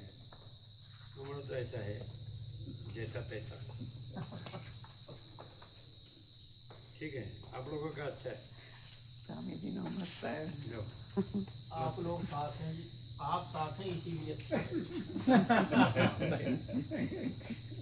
चलो हो गया है ना? बराबर नहीं है? बराबर.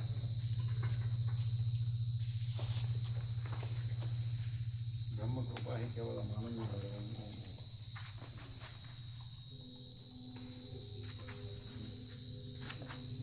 ब्रह्म कृपा ही केवल आनंद में ओम ओम ओम. 5:30 बजे બધા એ ચારે 5:30 बजे निकल ही जाना. जी કેટલા 5 એ નીકળે ને 5 એ નીકળે એટલે सॉरी આરામથી 7 એ પહોંચી 5 શકે. बजे 5 बजे आराम से 7 बजे पहुंचे. 5 बजे फर्जियात 5 बजे निकल जाने का. 4:30 बजे तो हमारा अलार्म बजता है. 4:30 એમ ખરું પણ વરસાદ છે ને રસ્તામાં કઈ 4:30 बजे तो चाय नाश्ता फुल જરૂર. હા ठीक है.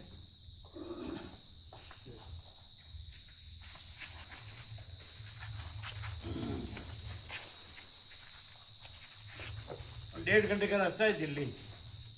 दिल्ली 1.5 घंटे में पहुंच जाते। उधर से 1 घंटे 10 मिनट में आए, हाँ? उधर से 1 घंटे 10 मिनट में आ गए। આવ્યા ત્યારે એમાં જ આવ્યા હતા. 1 कलाक 10 मिनट में आया, 1 कलाक 10 मिनट में अच्छा, गए। गाजियाबाद जल्दी आ जाते हैं। 1 कलाक 10 मिनट बराबर। ગાઝિયાબાદ की फ्लाइट अब गाजियाबाद की, यहाँ से अहमदाबाद से गाजियाबाद। 9 से 10, 10:15, 10:30, 10:15, 10:30 बजे पहुंचे। હા सही ओम बन गए। આપ ले लीजिए भेज ना दिल्ली मुझे. से भगवानपुर कितना, दिल्ली से भगवानपुर कितना घंटा? 3 घंटा। दिल्ली से ढाई, भगवानपुर दो दो ढाई 2.5 घंटा। ढाई। गाजियाबाद की है स्वामी जी फ्लाइट, गाजियाबाद की है फ्लाइट, अहमदाबाद से गाजियाबाद। ये किसमें है? ये इधर नेपाल नहीं पे है। बन गया जी। ओम बन ओम हाँ है, ये बन गया, जो आने ओम बनी गई। અહીંયા છે આ રહ્યો મીડિયામાં. यहाँ बन गया जी। वहाँ है क्या? હમ. ऐसा?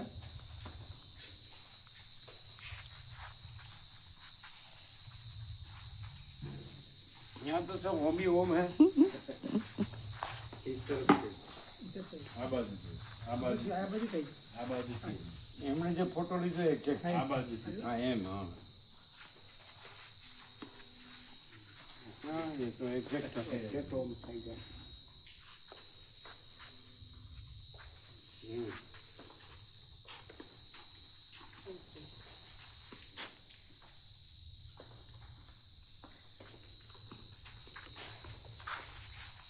ये बूट किसका ये? દો हमारे यहाँ हाँ ले ले ये ले लो. यहाँ से ले लो. और उधर एक चप्पल